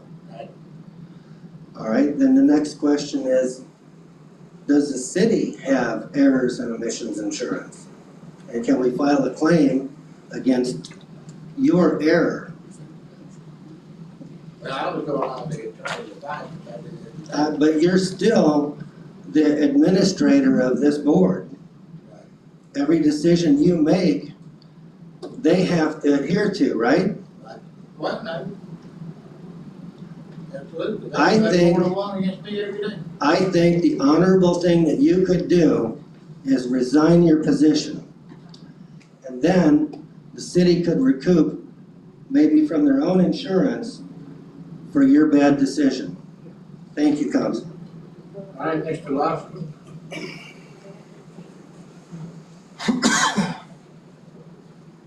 So the point has been made that maybe we should just move on, and as most of us are business people, whenever you make a bad decision, the quickest thing to do is to ignore it, and no one is easier to forgive than yourself. You know, you drive your car into a post, you hurry up and get it fixed, you don't tell anybody, and you forgive yourself. But in this case, it's just too much money, and the fact that it technically shouldn't have been able to, for, the mayor to sign that, but somehow it got passed and got paid. So essentially, as I said, we're nitpicking when people ask for little amounts. But if somehow they can connive a paper that the lawyer says, oh, go ahead and sign it, now we can spend 250 grand like it was nothing, and we don't even worry about it. We're like, oh, forget about it, no big deal. So if we have a different mayor and a different lawyer, this could happen all over again. Because all you gotta do is, oh, well, I got a contract, and the lawyer says, looks good to me. Somebody else signs off, and bam, next time might be 500,000 or whatever, and we just keep acting like it doesn't happen. We need to have accountability. That's the whole point of the board, instead of just one person spending money willy-nilly. When it's your personal money, spend it however you want. But this is the city money. Okay. Mayor, if I may. And moving on doesn't mean that we haven't acknowledged where the problem is. We know where the problem is. We know to pay attention now to these things. There's a learning experience here. I'm not saying just move on without anything. But if we're gonna pay more money out than we're to collect, it doesn't really make sense. No consequences. Well, that's why, I'm sorry, Mr. Mayor. Yeah, that's why I'm suggesting seeking outside counsel to investigate if this is something that we should pursue more heavily. Like a step one. I'm not saying we go out and hire outside counsel right now and sue the insurance. I'm saying let's reach out to outside counsel, someone who can be objective in the matter, and see if there's anything that can be done. Yeah, one more sign up, Eileen Morelli, I believe it is. Murillo. Yes, hello, my name's Eileen Murillo. What was your name? Murillo, I'm sorry. that's the way it's pronounced. I know it's not an easy name to pronounce. I agree with Ms. Carter, and I don't think that this should be passed by. That's a lot of money going, okay? And it's our money. When I say it's our money, I'm talking about all the citizens of Lake City, okay? Because we talk a lot here, but what I'm finding is that we talk about one little subject that concerns one type of person, okay, or a couple of people, okay? I'm up here talking about Lake City as a whole, okay? And I do believe that this should never have been paid out to start with. And the other thing is that I do believe that Mr. Sampson was here on the 27th of December, wasn't he, when he gave his resignation? Was Mr. Dial not paid up until February? So why was the money paid still after that? This is something I would like to know. No, I don't think that this should be let go of. I think that it should be taken care of, and I think the money should come back to the citizens of this city. Okay, period. Thank you. All right, that's all I have. In order to officially, I just want to make sure, I want to know who I'm asking. Am I asking the city manager, am I asking the attorney? I'm not sure. Sorry. We can direct the motion. I mean, I'm not sure what the motion is. I'm sorry I stepped out. But I would say you would not direct legal because they would have a conflict of interest and they would need to refer back to the administration because we will have to procure some kind of legal counsel. I know we say we don't want to hire somebody, but nobody works for free. So we will be procuring a third party. Mm-hmm. I'd like to move to attempt to get outside legal counsel to investigate whether or not this is something we can apply for E&O insurance. to recoup the losses. Would the motion be to have Dee look into it and come back to us with the recommendation? So moved. Instead of just saying we're hiring somebody that we don't even know. Yes, yes. You gotta- I would move to ask, interim city manager Dee Johnson to look into, procuring outside legal counsel to pursue this. The cost amount as well as. Sure. May I ask a question? Are we gonna base the, question off of the motion that was made by Mr. Sampson on December 27th? Just look into, what are we looking into? I need a little bit more direction. Whether or not they believe we have a case, or a claim, or a suitable claim for Mr. Kennon's, or Folden Walker, I don't know, Mr. Kennon was the acting, attorney from what I understand, his E&O insurance. Is there a second? So when it comes back to us, when we get an answer from Mr. Johnson, we expect to have an answer along with an approximately amount of money that it will cost us. Not an answer to the question because the attorneys will have to be paid to go look into it. Right, I understand that. So I think, if I understand it correctly, the next thing we will have is a quote. Probably a resolution with a contract for us to Yes. consider as well. Yes, it So won't be that'll a- be what's coming back as a contract and be a resolution for your consideration. Alright, is there a second? I'll second for discussion. Okay. For discussion, You'll see that. Well, all we're doing is just asking staff to look into it. We're not spending any. Anything else? Ms. Sykes, we call the roll. Mr. Carter? Yay. Mr. Jernigan? Yes. Ms. Young? yes. Mayor Witt? Yes. Okay. Next, we're to item 18, discussion direction for council to readdress dollar amount for grant funding policy application. Mr. Johnson and Mayor, may I have Ms. Phillips come up to the podium for this so she can correct me if I'm wrong on anything? yes. So while she's coming up, we presented this back in January at a workshop and wanted to get some feedback from the council on any changes that were needed to the application. Only changes we had was, instead of it being a straight $5,000, a council member did want it to be between $5,000 and $15,000, depending on funding that's available. We also added a category onto it that you should see in red. I wanna make it clear that this is what we call a grant matching program, meaning that, whoever we do give funds to will have skin in the game. It's not gonna all be just financial funds, it's a lot of other things that we consider far as the matching, far as volunteer services. We're gonna get a lot of information on this. I heard Mr. Jernigan on the previous agenda state that, you want to see results. They're gonna have quarterly results on this stuff. It's a lot of different options. We basically seen what was getting done in other cities, and we looked at this one and thought it would be a great program to bring to Lake City for our smaller dollar amounts. And why, before Ms. Terry takes over, we spoke earlier about the larger grant amounts. Once we do establish set amounts on this, then anybody they would know the parameters, hey, if it's over this amount, we need to fill out this grant.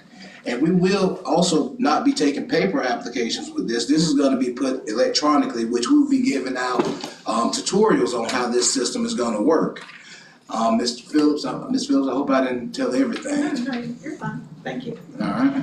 So I've been doing some research and I've reached out to a couple different cities and Cheryl in Finance and Angie has really helped me.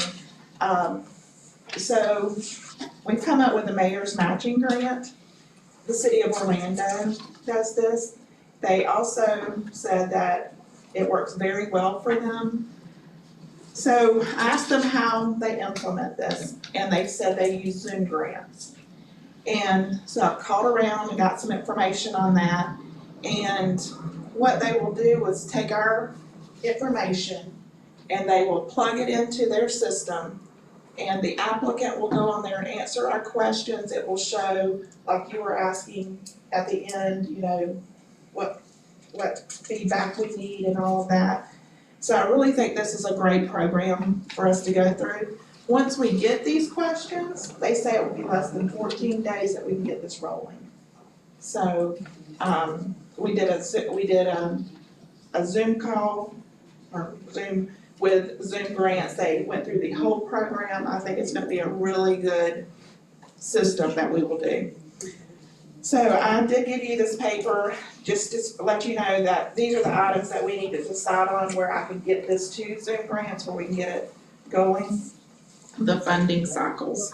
Applications must be received on or before June 30th and will be reviewed for approval of funding to be dispersed in the following September. So that September, we will have the decision of who gets the awards. The dollar amount. We have 500 to 5,000. I know you said you might want it to go up to 15. We need to know a dollar amount that we want this to go up to. That will be matched dollar for dollar by the applicant using a combination of cash, in-kind contributions, and volunteer labor at a rate of $20 per hour. So they have some skin in the game whenever, you know, they're asking for the money. They have the volunteers that we will figure out how many volunteers they have, how many hours they work. So they do have, you know, some money in the pot as well. Eligibility. To be eligible for this, they will have to have the 501c3, background checks, copy of organization's W-9, 2-year minimum organization existence to qualify for funding, not currently funded by the City of Lake City through a separate grant award. Okay, then managing grant funds, disbursement. Grants will be dispersed upon completion of the event for approved expenses as outlined in the application. There will be no advance of the grant award for the startup cost and or supplies. So what that means is they will, once they are awarded the money, we will give them the money and then they would have their program. Before we actually give them the funds, they would have to give us receipts paid in full to see where that money was going. Okay, then letters of support. We'll be asked to provide letters of support from collaborative businesses or nonprofit partners. Letters of support from City of Lake City staff or elected officials will not be accepted. Selection criteria. I'm sorry, Terry, before you go on, I want to elaborate on that a little bit more. We wanted to try to get the feedback from the community as well. So that's why when we say letters of support, we want to get those. We want to know what the community, how they feel about this item that we are actually looking at. I think it takes the council out of it. That way we don't have any kind of feelings that is unbiased. So I just wanted to clarify that you know, if there's something that you support, that if a letter comes back, we will not look at that letter.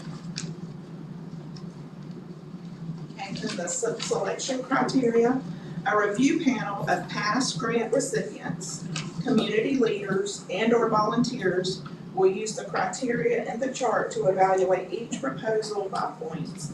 And all of this information is in this pamphlet here that was in your packet. So all of that's in there. This will be what is on our website with the link to the Zoom grants where they will actually apply for the grant. So, and then once all these issues are clarified, we will draft a complete policy for approval by council. And so once I have this information,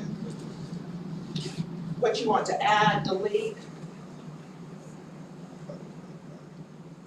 hold on, yeah, what you wanted to add or delete that was included in your agenda packet, we can get this going and we can be rolling in 2 weeks. And if you look at page 133 of your agenda, you can see some of the guidelines that we have on here as far as what we do, what we're looking for, and basically what we're not looking for. And as she said, if it's any add or deletes that are needed, we would need to know it now so we can generate a policy so we can move forward with this.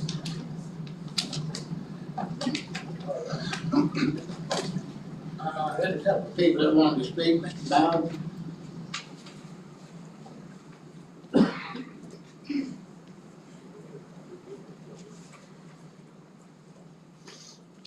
Mr. Mayor, I apologize for my ignorance, but if someone please explain to me what a level 2 background check is, what that entails, since it's being required.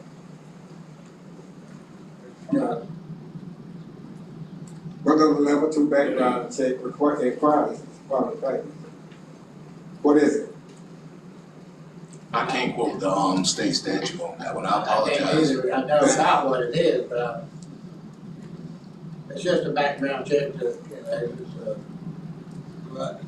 what they use for the schools and those type of things. Well, I'm not surprised that's not answered. I am surprised it's not answered, because it seems to me that if it's a part of the process, it's either designed, either to prevent somebody from being able to, or it's going to, it got to be, nobody can tell what a level 2 background check is. But it's in this package that y'all got in the agenda package. Somebody. Just call it for us now.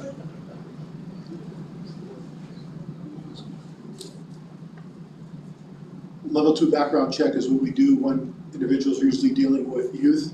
It's fingerprint supported. Under the statute, there's a list of crimes where if a person is convicted of, they're not eligible to work under the level 2 background check. It's under state statute. It is not open to any interpretation. If they're guilty of one of the stated statutes, then they're not passing that background check. Thank you. Okay, but that answers my question. Thank you, Chief.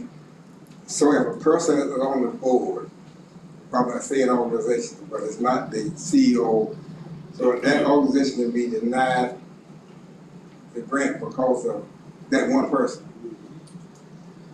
I think that's something you want to talk about later. I see you added the veteran services. I got a concern about the veteran services. I need to know what we're talking about. I remember there was a conversation some months ago where a person come up with a veteran organization wanting some money to go fishing. And so I think that once these grants come back before the city council, you need to know exactly what it's going to be used for, you know.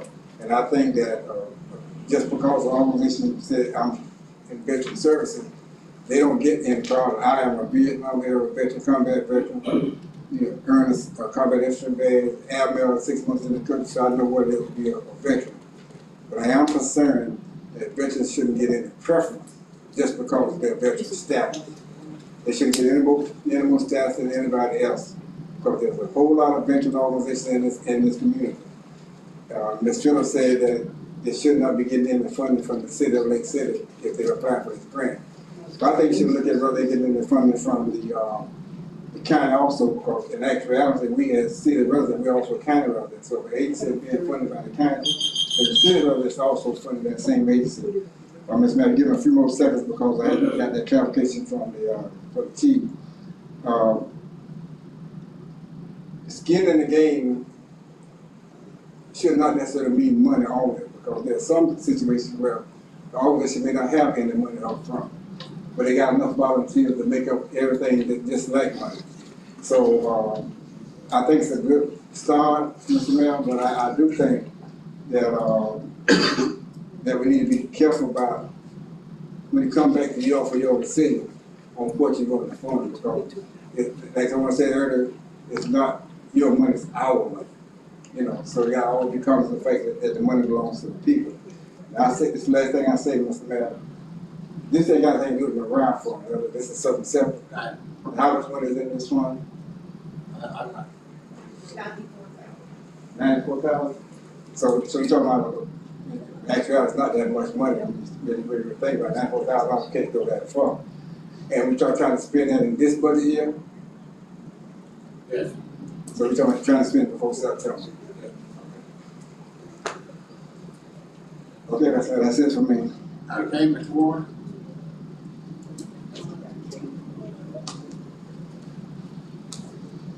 Mr. Mayor, thank you for recognizing me. I don't necessarily have an issue with grants and the grant application. My biggest problem is that no one has identified who would be, or when will we know who would be the folks that would be grading the folks that will be applying for applications. Pause. Well, I have a problem that if that board is not diverse, we got a problem. That board, you all need to, each and every one of y'all need to stress, like the fake pastors and everybody's looking sideways and crazy and want to be, everybody on that board needs to be diverse, because if it's not, then somebody that's put in an application is not gonna be given proper consideration. I've seen it time and time again, just like when I come up here.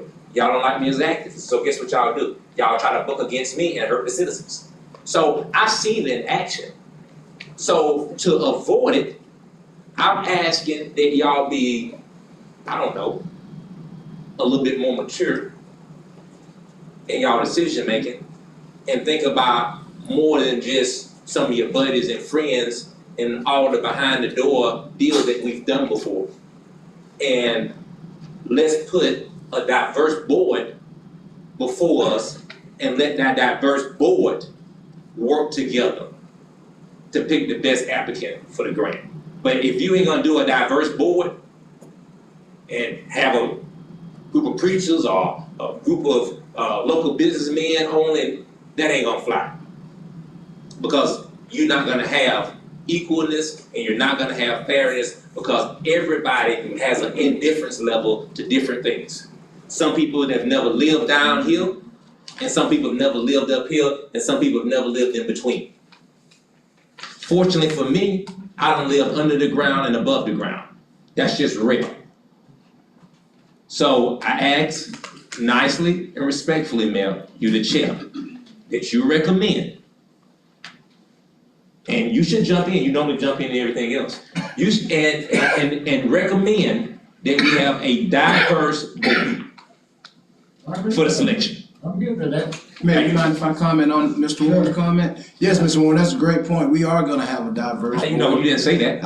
You were talking. No, you didn't say that before. Let you finish. I'm sorry. Let me Go finish. ahead, boss. Yeah, I ain't your boss. You work for the council. I know that. That's what I tell you. Yeah, that's what I'm saying. Like, none of that was said up here. You had the floor. Mm-hmm. She had the floor. Mm-hmm. That was never said. It wasn't an issue until I brought it up just now. It's included in the packet. What's included in the packet? It tells you how the evaluators are chosen. How? Because you won't have the same evaluators every time. There'll be a mixture of citizens, council. It's gonna be diverse. Every board won't be the same. What do you call diverse? Black, white, Mexican, Indian. What you call diverse? The same thing you just said. Yeah, you said council members and everything else. See black and white council members. I don't see no Mexicans up here. Oh, we gotta get one of everybody. I don't see no Pakistanians up here. I don't see no Jews up here. I don't ask. But I see what you're saying. I just wanted to let you know. Yeah, what if a Jew come up here? I don't know. And everybody mostly is anti-Semitic right now and everything else. So then what happens? Everybody anti-Jew. What if a religious sect come up here like the Mormons? Most people don't like Mormons. No, I don't know how to So react that's to what I'm that saying. You just talking. You ain't seen the whole picture. Alright, understood. Okay, I heard a Susan Phillips that wanted to speak on something. It's okay. Okay. All right, council, Well, Mr. Mayor, I have some thoughts. A lot of this stuff actually looks pretty good. Obviously, like Ms. Phillips said, Orlandis is kind of copied from a city that's been doing it for quite some time. And there's no real reason to reinvent something if somebody's already doing it and it's working good, you know? I would just say there's a couple of things. Obviously, the pool of money that this is coming from is not all that large, all things considered, when it comes to this sort of thing. I understand, I think another council person had asked for potentially for it to be increased from the initial 500 to 5,000 to 500 to 15,000. Up to 15,000. My only thought on that is at $94,000 in the pot, that's 5 grants. There's a lot of organizations doing a lot of different projects and stuff like that. Where I see the original proposal of 500 to 5,000. I see that as an opportunity to help 20, you know. I So agree, and then if we get more money and we see how the program's Sure. going and can always there's a evolve. need, then maybe we can always change that number. Yeah, I think it can always evolve, but I think a good start would be a slightly smaller number, knowing that it's a matching grant. So obviously, if we're giving an organization 5,000, that means this is going to be a $10,000 event or something of that nature. So I think that it would go a little further across the community with a slightly smaller amount. That's my opinion on that. And then Mr. Bowden had asked or made a point a moment ago. I think it's just worth pointing out that the matching.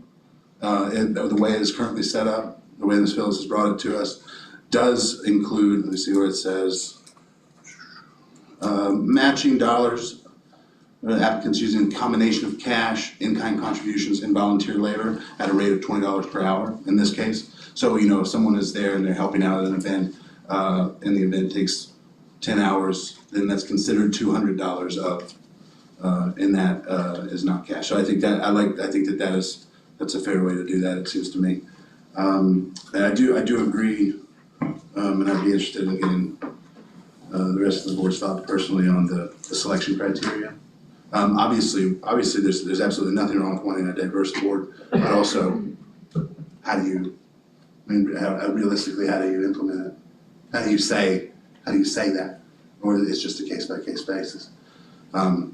Someone was kidding a minute ago, but I don't know if we can make a resolution that's something like, you know, one person from this race, one person from this race, one person from this gender, so on and so forth. So I don't know how you'd go about making sure that's fair, but it is worth considering. Mr. Carter, I don't think we should look at it like that. Right. I don't see it. Right. I can just tell you that we were all different opinions on there. I don't think the evaluators would be chosen with any ill will.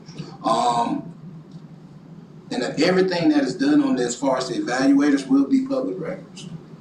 So I mean, I don't think we should entertain the thought of what if this person's black, what if this person's white. I think we should move forward with the best intentions of the city. Yes, sir.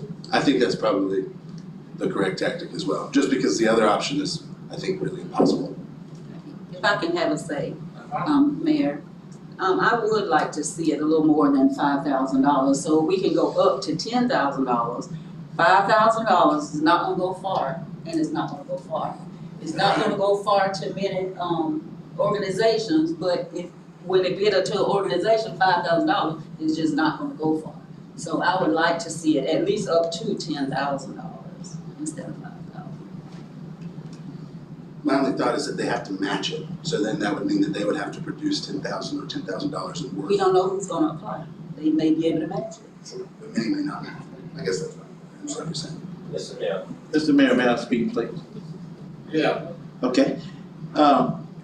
I think that we're looking at this. That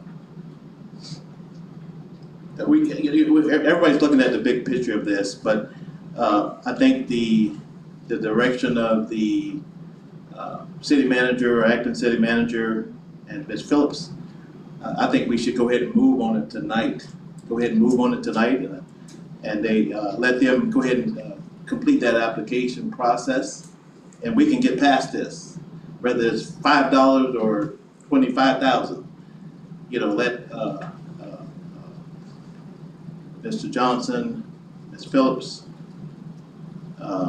move on this grant funding policy and application. Just let them move on it.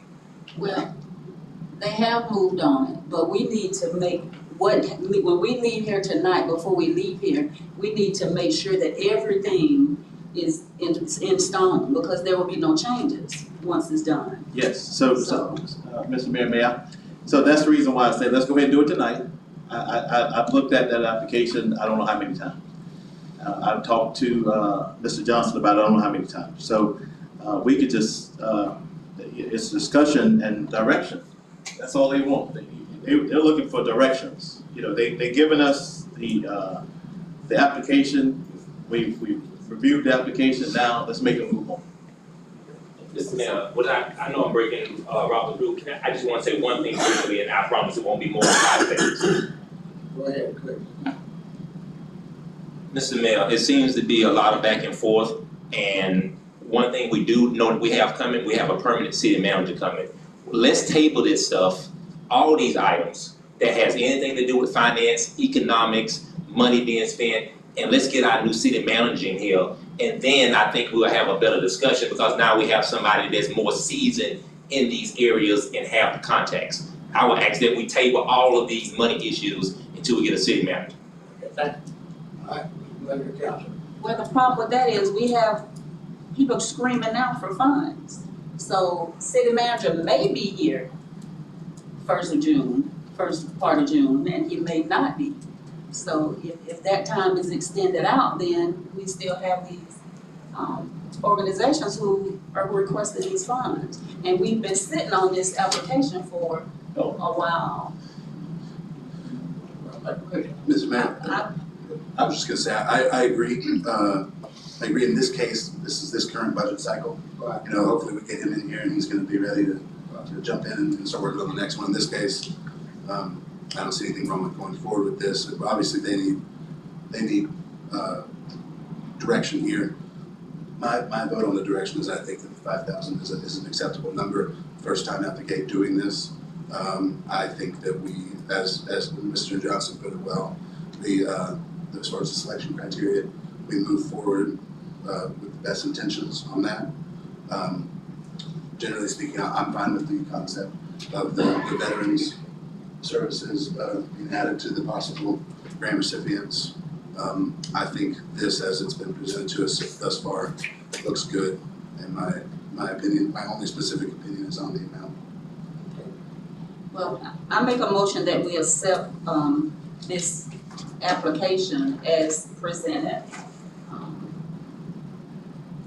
Second. I won't mess with the money, okay.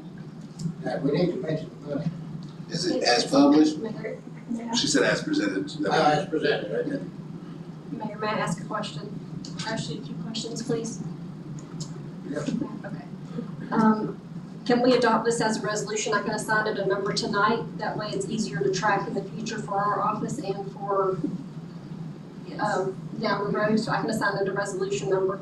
And then also, if we're accepting it as presented, it does say on your applications must be received on or before June 30th, but they won't be reviewed for approval of funding to be dispersed in the following September. So if we do this immediately, will these funds not be dispersed till September? That date we stuck in there, it's a moving date, it's according to when we get approval from the council to move forward. So we can go ahead and move forward on like the immediate ones, and then this would take place for like the stuff starting for next year. That is right? correct. Okay, I just want to make sure. Yes, ma'am. I didn't want it to be, Yeah, we're a little behind schedule. yeah. Can I restate? Because I don't know, I just have a concern with the 5,000. That's just not much money. So I would like to make a motion with the change of the amount up to $10,000. Second. All right, any discussion on council? Call the roll, please.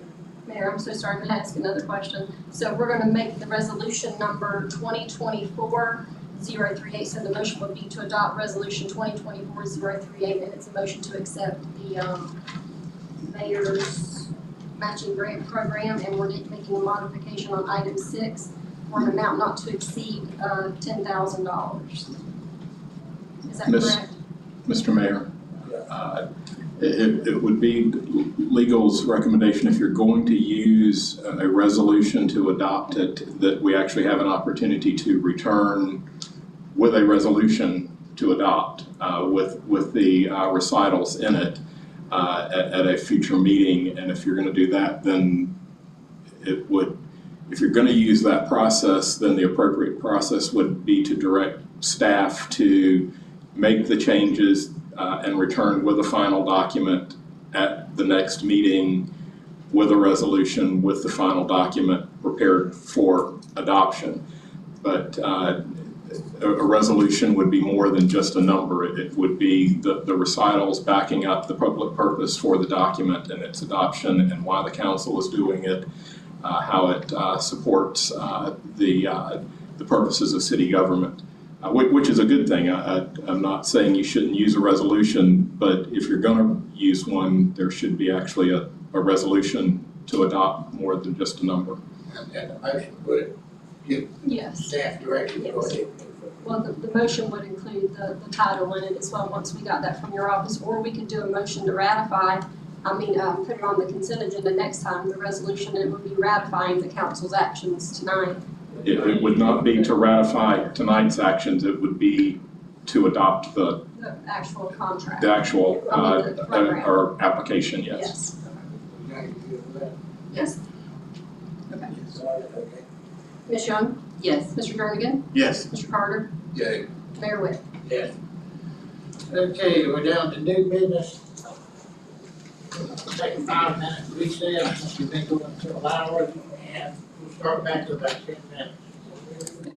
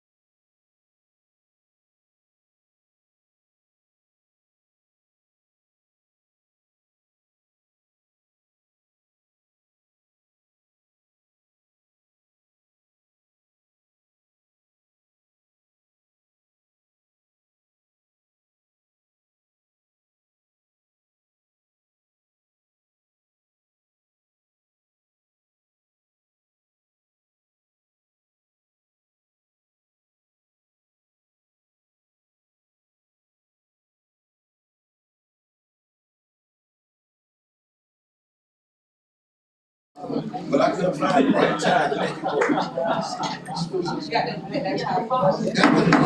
Okay, I'd like to call the meeting to order. We're at item 19, City Council Resolution 2024-2277 on first reading. Mr. Martin, would you read that by title? Thank you, Mr. Mayor.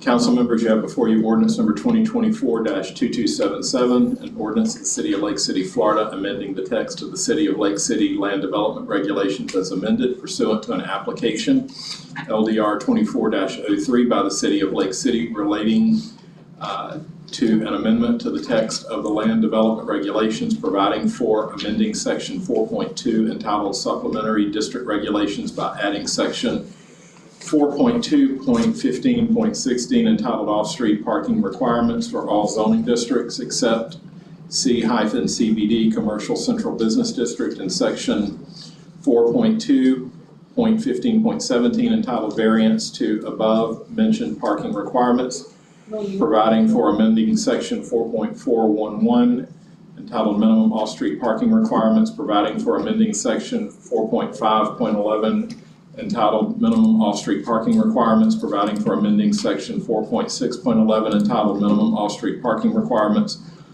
providing for amending Section 4.7.11 entitled Minimum Off-Street Parking Requirements, providing for amending Section 4.8.11 entitled Minimum Off-Street Parking Requirements, providing for amending Section 4.9.11 entitled Minimum Off-Street Parking Requirements, providing for amending Section 4.10.11 entitled Minimum Off-Street Parking Requirements, providing for amending Section 4.11.11 entitled Minimum Off-Street Parking Requirements, providing for amending Section 4.12.11 entitled Minimum Off-Street Parking Requirements, providing for amending Section 4.13.11 entitled Minimum Off-Street Parking Requirements, providing for amending Section 4.15.11 entitled Minimum Off-Street Parking Requirements, providing for amending Section 4.16.11 entitled Minimum Off-Street Parking Requirements, providing for amending Section 4.17.11 entitled Minimum Off-Street Parking Requirements, providing severability, repealing all ordinances in conflict, and providing an effective date.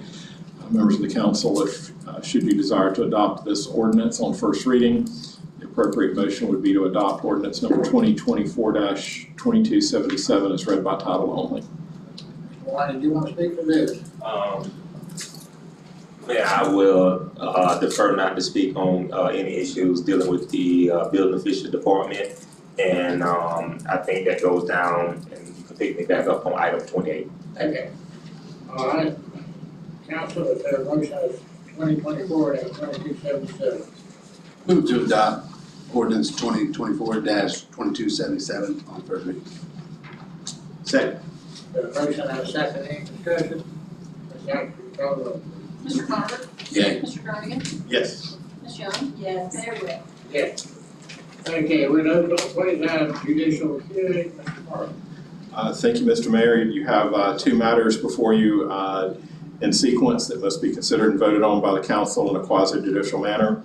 Those two items are ordinance 2024-2283, which is a comprehensive plan amendment changing the future land use map pursuant to an application submitted by Carol Chadwick as agent for MHP JR LLC, and ordinance number 2024-2282, which is a zoning amendment for the same parcel, changing the zoning designation of that property pursuant to an application submitted by Carol Chadwick as agent for MHP JR LLC.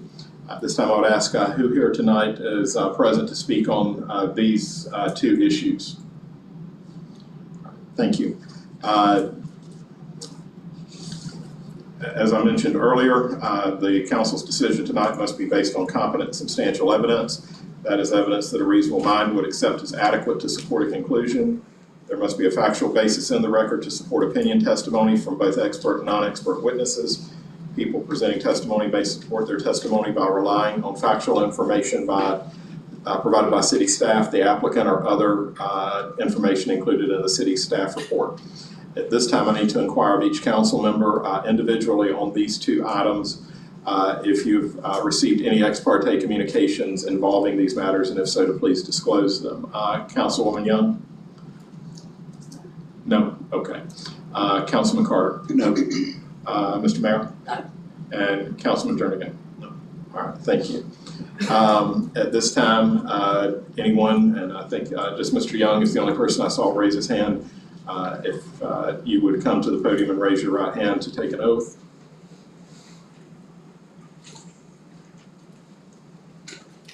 Mr. Young, on these next two items, do you swear that the testimony you will provide is the truth, the whole truth, and nothing but the truth? I do. All right, thank you.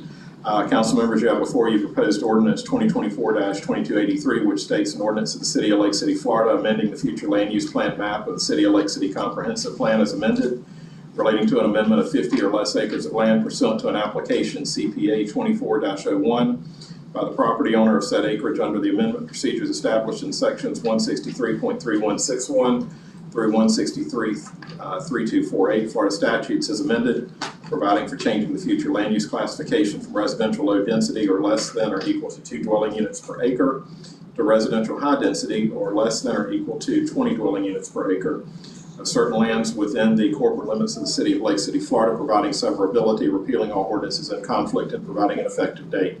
Mr. Young, could you provide an introduction, a summary, and the presentation of the matter? Yes, this is expansion of Sugar Mill Apartments. This is located southwest Grandview, over by Winter Way. This was put before the Planning and Zoning Board and was approved by them. This was put forth to all of the city departments and they had no issues with it.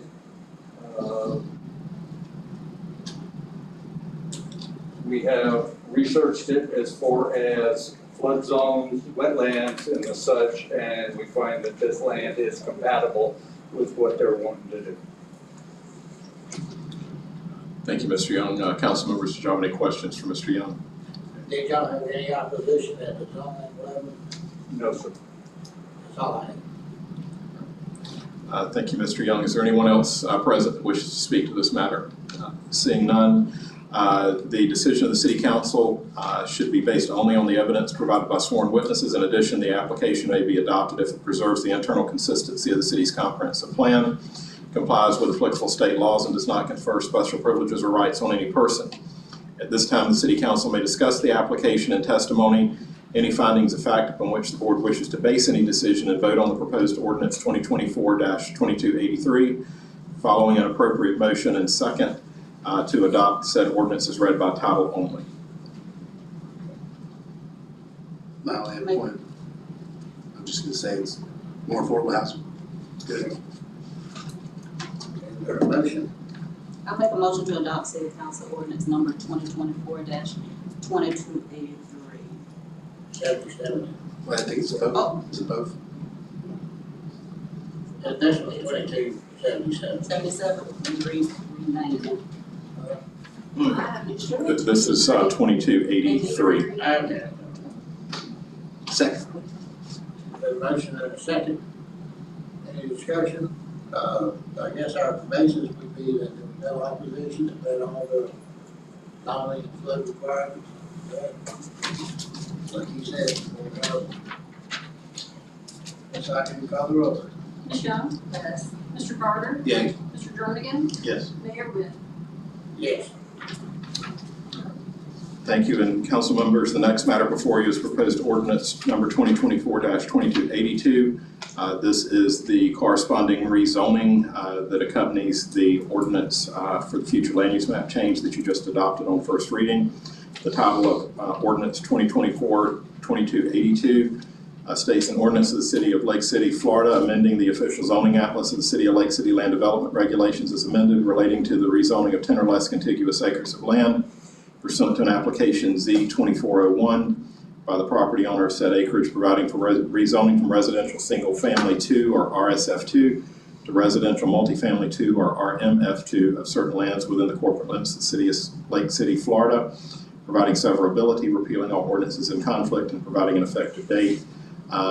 Before I move on, I would remind Mr. Young he is still under oath. If he could come and provide an introduction and summary of this proposed ordinance.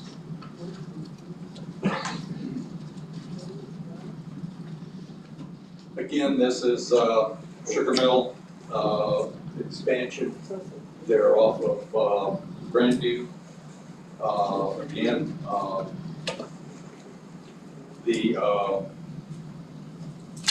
there was no opposition presented at any of the previous meetings, and the land is compatible with what's, the rezoning of the land is compatible with what is located around it. Thank you, Mr. Young. Council members, did you have any questions for Mr. Young? Seeing none, Mr. Young, did you have any documents that you were going to enter into the record with Ms. Sykes? Yes. Okay, thank you.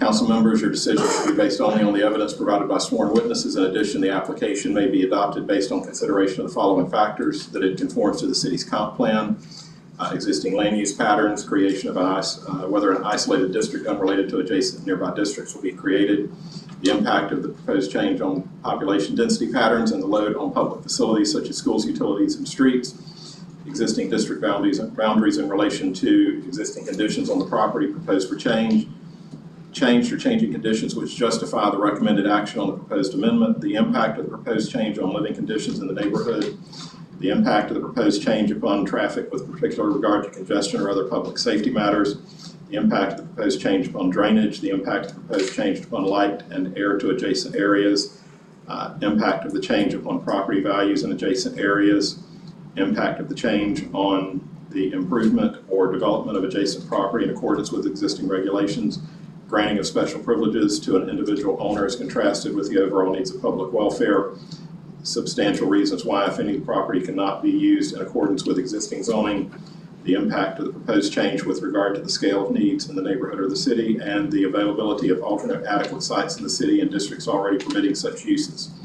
At this time, the City Council may discuss the application and testimony, any findings of fact upon which the board wishes to base a decision, and following an appropriate motion and second, the City Council may adopt ordinance number 2024-2282 as read by title only.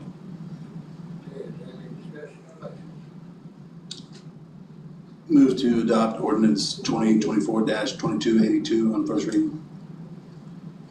Second. And a motion and a second. Any discussion? I would give the same reason I gave previously, that there was no opposition, been reviewed by staff, and in compliance, and that would be the basis.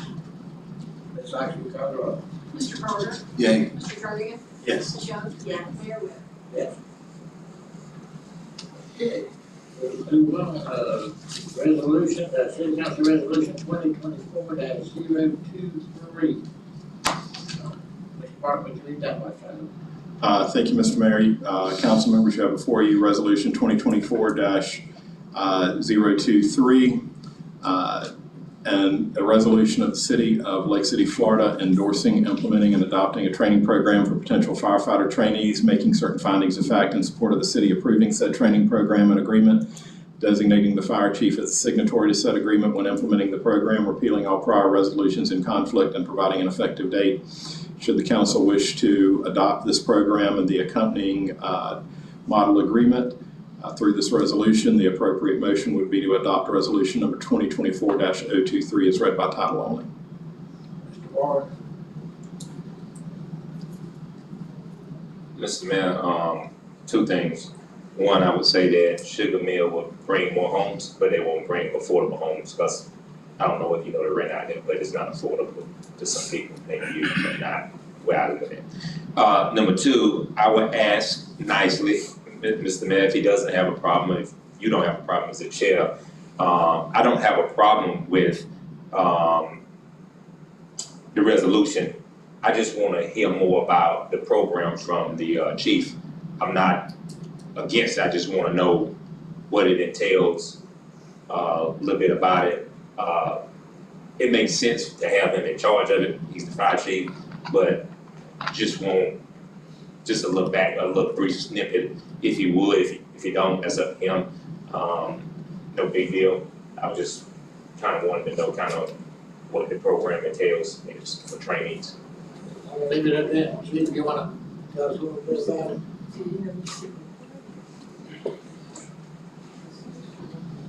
Thank you.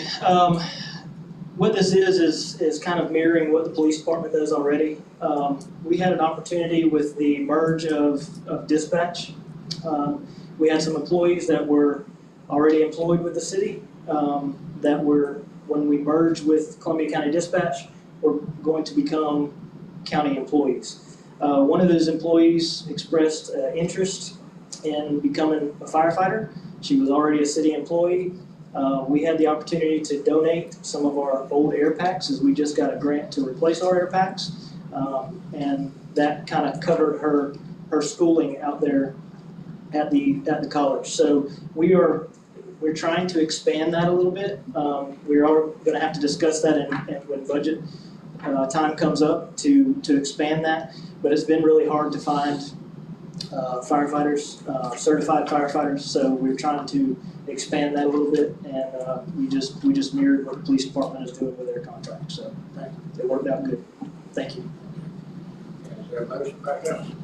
Mr. Mayor, I'd like to approve City Council Resolution number 2024-023. Second. Been a motion and a second. Any further discussion? Ms. Sykes, will you call the roll? Mr. Garcia? Yes. Mr. Carter? Yay. Ms. John? Yes. Mayor Win? Yes. Okay, item 30 is our last one, discussion possible action to use of maximum 2.2 million ARPA funds to purchase a ladder of one truck. Keith, did you want to say anything about that before we go?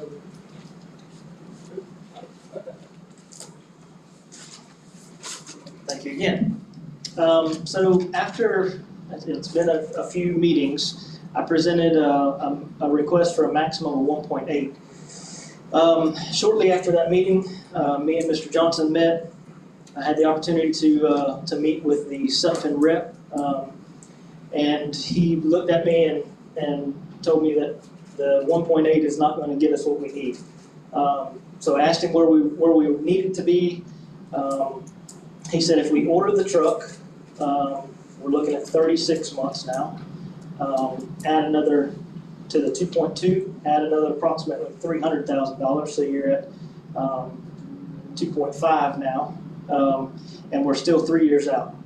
So as we were discussing, we had an opportunity, a truck that is on the line came available, which is a demo, just like the truck that we have now. There are some features that we won't be able to hand pick like we would if we designed our own truck. But we can take ownership of that truck a lot sooner. That truck will be ready after it goes on its demo run by January of 2025. So this coming January, it is on the line right now. Again, we won't be able to pick a lot of those options, but it will satisfy us at a maximum of 2.2. The price that I showed in your packet is like 2.14. But there is some equipment that we will have to stock the truck with and that kind of stuff. So, and prices are changing, but that is something that if we don't act on it pretty quick, that opportunity can go away. So that's where we're going. Mayor, if I could add on to what Chief just said, but the solicitation process would be waived with this. We spoke with procurement and verified this. This would be a cooperative purchasing contract. They're offering us right now on the Sourcewell contract, if we pay them within 72 hours, we can actually get another $15,000 in savings. Chief, you correct me if I'm wrong.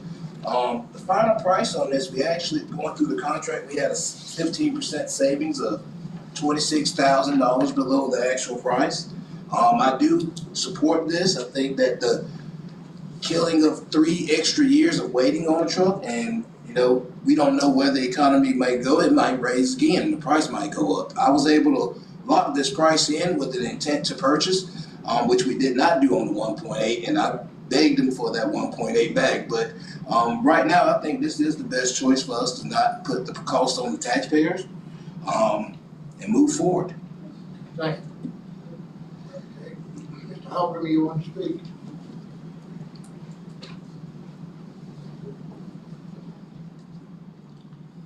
I am so in support of this. This is something that affects every citizen. It's something that is needed, and we've got the money in our bank account, that we can spend federal funds for this instead of having to dip into the taxpayer's pocket for. So I support the chief and I support Dee Johnson, and I hope you folks will too.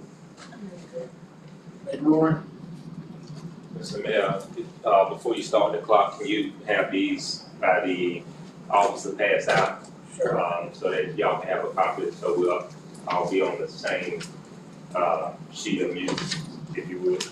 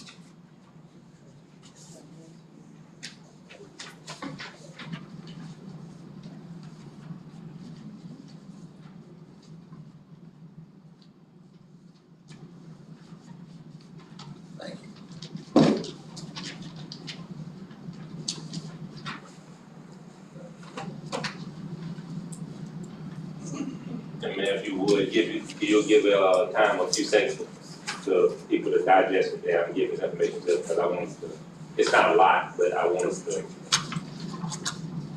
be comparing apples to apples, if you would.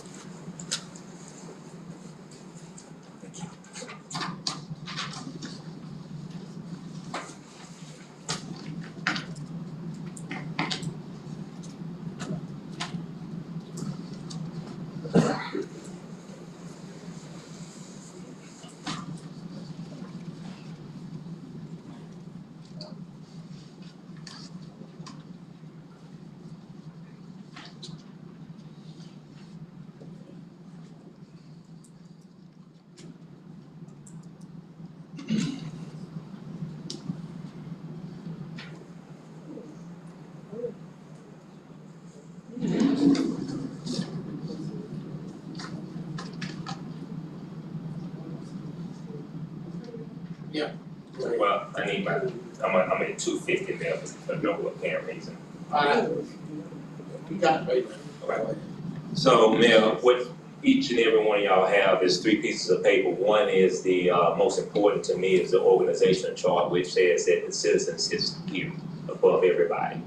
The second piece of paper you have, it is written and signed by former interim city manager Amy Fields, who writes out in clear language as to how the ARPA money came about, how they were made aware of it, who helped to secure it, and who helped the city have that kind of money to be able to be used in various ways. Let me read this and express my disappointment that we would use the ARPA money without having a city manager, a permit on one hand, and then but when it comes to things that a certain community is asking for, oh, we need a city manager, a permanent city manager before we get into that kind of money. Despite and contrary to some belief, I look at the city and the issues through the lenses and the policies of a hospital emergency room, wherein that lens and policy states no matter who one is, what color one is, or regardless how much money one has, the person with the most critical issue gets seen first. These are just facts. If you look at each district, it is without a shadow of a doubt that District 10 has the most critical issues. Not to address them when we have the resources to do so is medical neglect, medical malpractice, and it lacks fiduciary responsibility. 1.8 million of ARPA money is needed for District 10, which is for a fact the poorest district in the city. 1 million toward affordable homes, with a 20-year rate cap, $600,000 on road improvements, $120,000 for supervised recreation at Eddie Maddox Park, equipment maintenance and staff, $80,000 for additional street lightings throughout the community in junction with Florida Power and Light matching our contribution to get that amount of street lights possibly double. Also, to have public works trim trees and cut limbs that block and keep lights from fully illuminating for street lights. Not only will this money help address various life-saving issues, but will help with the public safety issues, while spending $1.8 million on a fire truck can't even come close to comparing what $1.8 million can do to the most underserved community and the citizens of District 10. And let me say this, Mel. One thing about me, I love to read. I'm an avid reader, right? And I'm a researcher. When the chief presented, okay, what Mr. Johnson said, the backup material says this ain't for everybody. If you look in the backup material, it says that he needs this fire truck specifically for the hospital, it says in the backup material. And when he was up here speaking, it says in the backup material that he was speaking from information from 2022. So why were we up here in 2024, him using 2022 information, and the only person that he's trying to service is a company that made $60.2 billion in profit in hotels? This do not help every citizen that is in need. Now, what would help every citizen in need, and I called the chief, and I asked the chief, let's put this together. Let's put your fire truck together, and let's put the issues I just named on District 10, make it one agenda item, and vote on it. He agreed. Then he told me that his boss told him not to do that. And that would have been a win-win. I don't oppose the fire truck. What I oppose is people lying and playing games saying that it's for everybody. There's no use for a 100-foot truck ladder in District 10, District 12, and no other district other than 90 West, where you got hotels and fire trucks. And most people, and you can ask Mr. Patel, I can get Nick on the phone right now, on his cell phone, he'll tell you that you cannot stay at most of his hotels if you are a local. So how is it benefiting the citizens? What do you mean? Everybody pay taxes. District 10 pay taxes, so everybody pay a millage rate. Well, what I'm saying is that people that's going out there, they're not even local. You can't even stay out there as a local. Some of these hotels, if you're local, you can't even live there. So I think Mayor will be making a grave mistake to go spend ARPA money, $2.2 million that done went from 1.8 on a fire truck that nobody fully benefits from.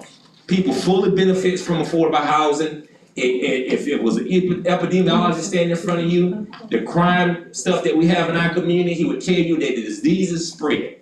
Crime is a disease, it's gonna spread, Mayor. And if we're not gonna entertain the ARPA money all at one time, we should not entertain it in pieces. We should have a comprehensive plan for all of it. Let's break the bank tonight, or let's not do nothing tonight. But if the fire department get $2.2 million, then the community that needs the most critical issues should get the remainder of the $2.2 million. Or we should do nothing, Mayor. Fair is fair, right is right. Okay, thank you. All right, Mr. Pleasure, County. Mr. Mayor. I thought I signed up for that, didn't Oh, yeah, Mr. Bowden, I'm sorry.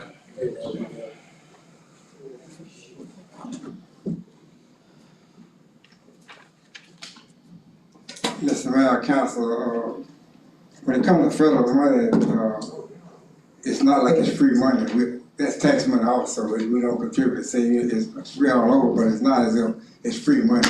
You know, the income tax, we all pay federal taxes to some degree.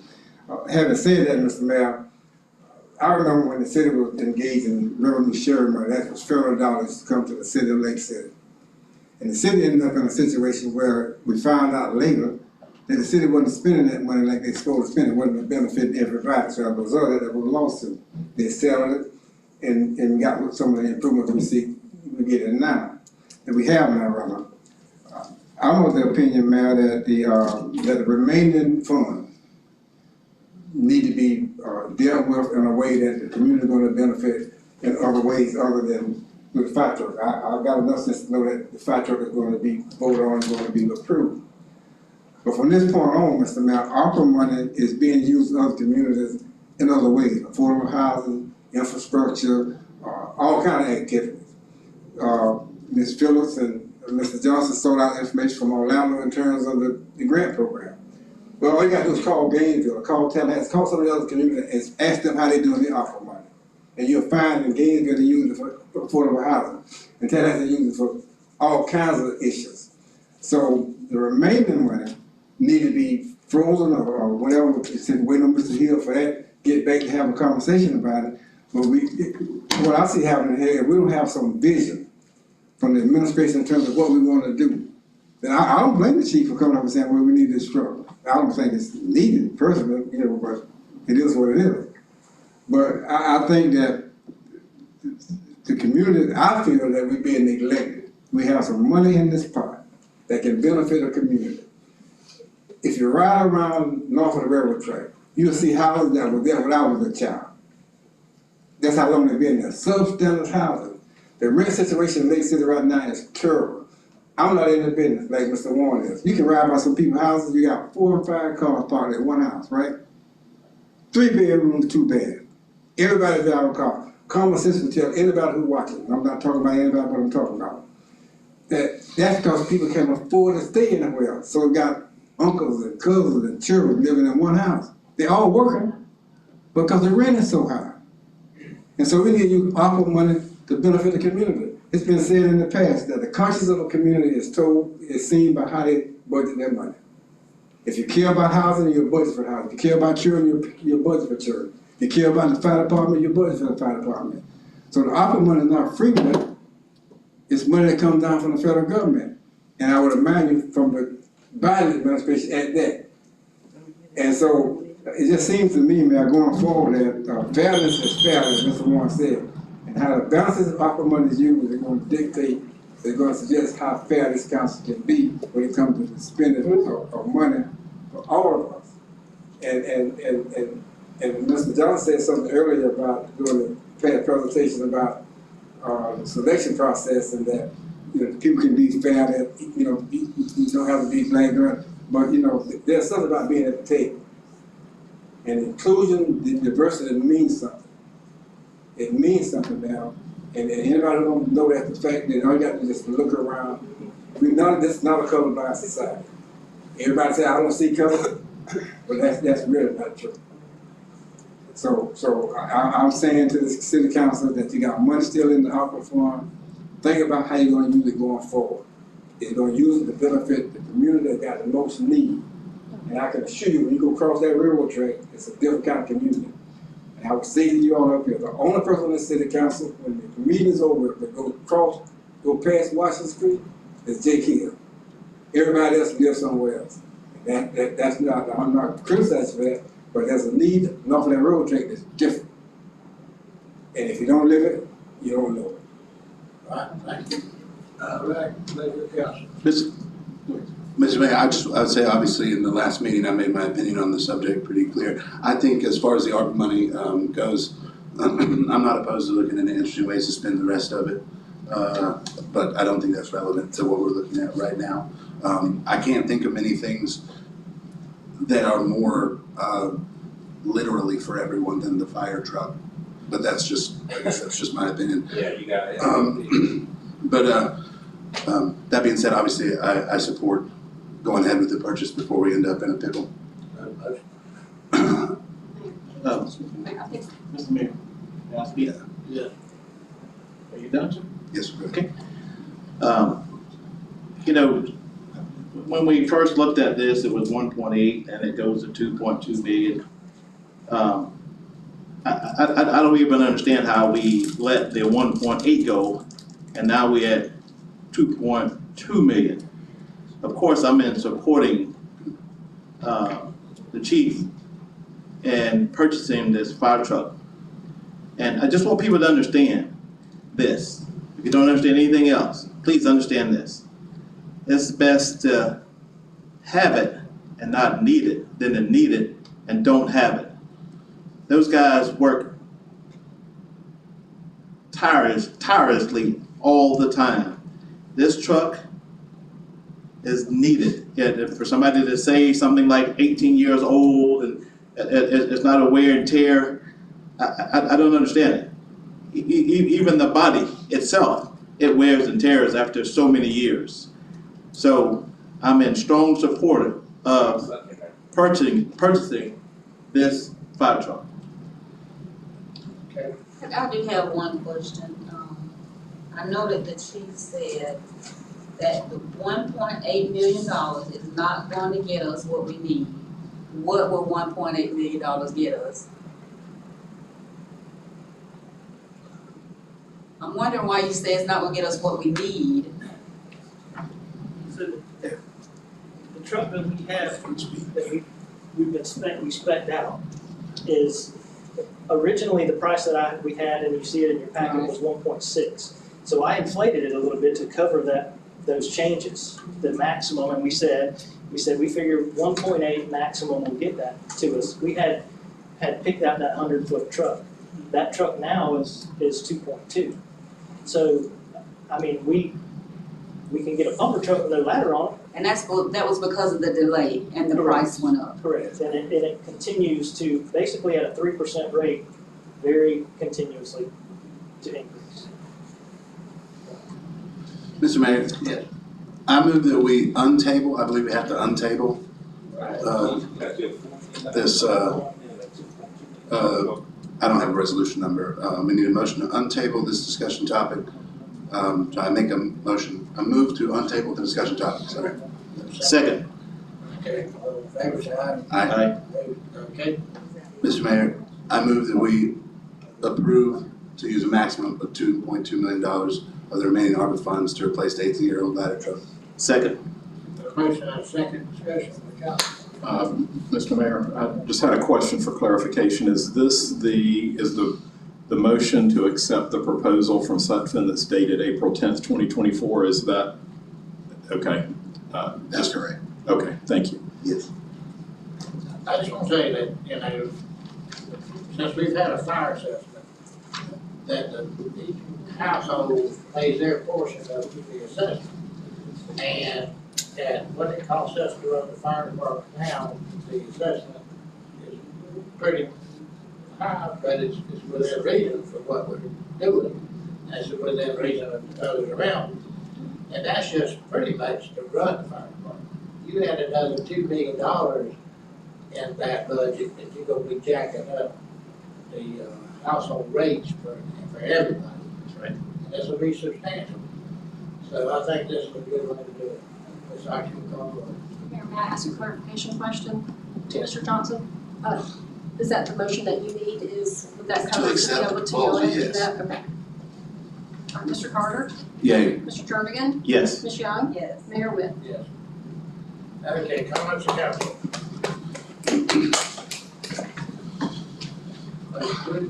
Motion to adjourn.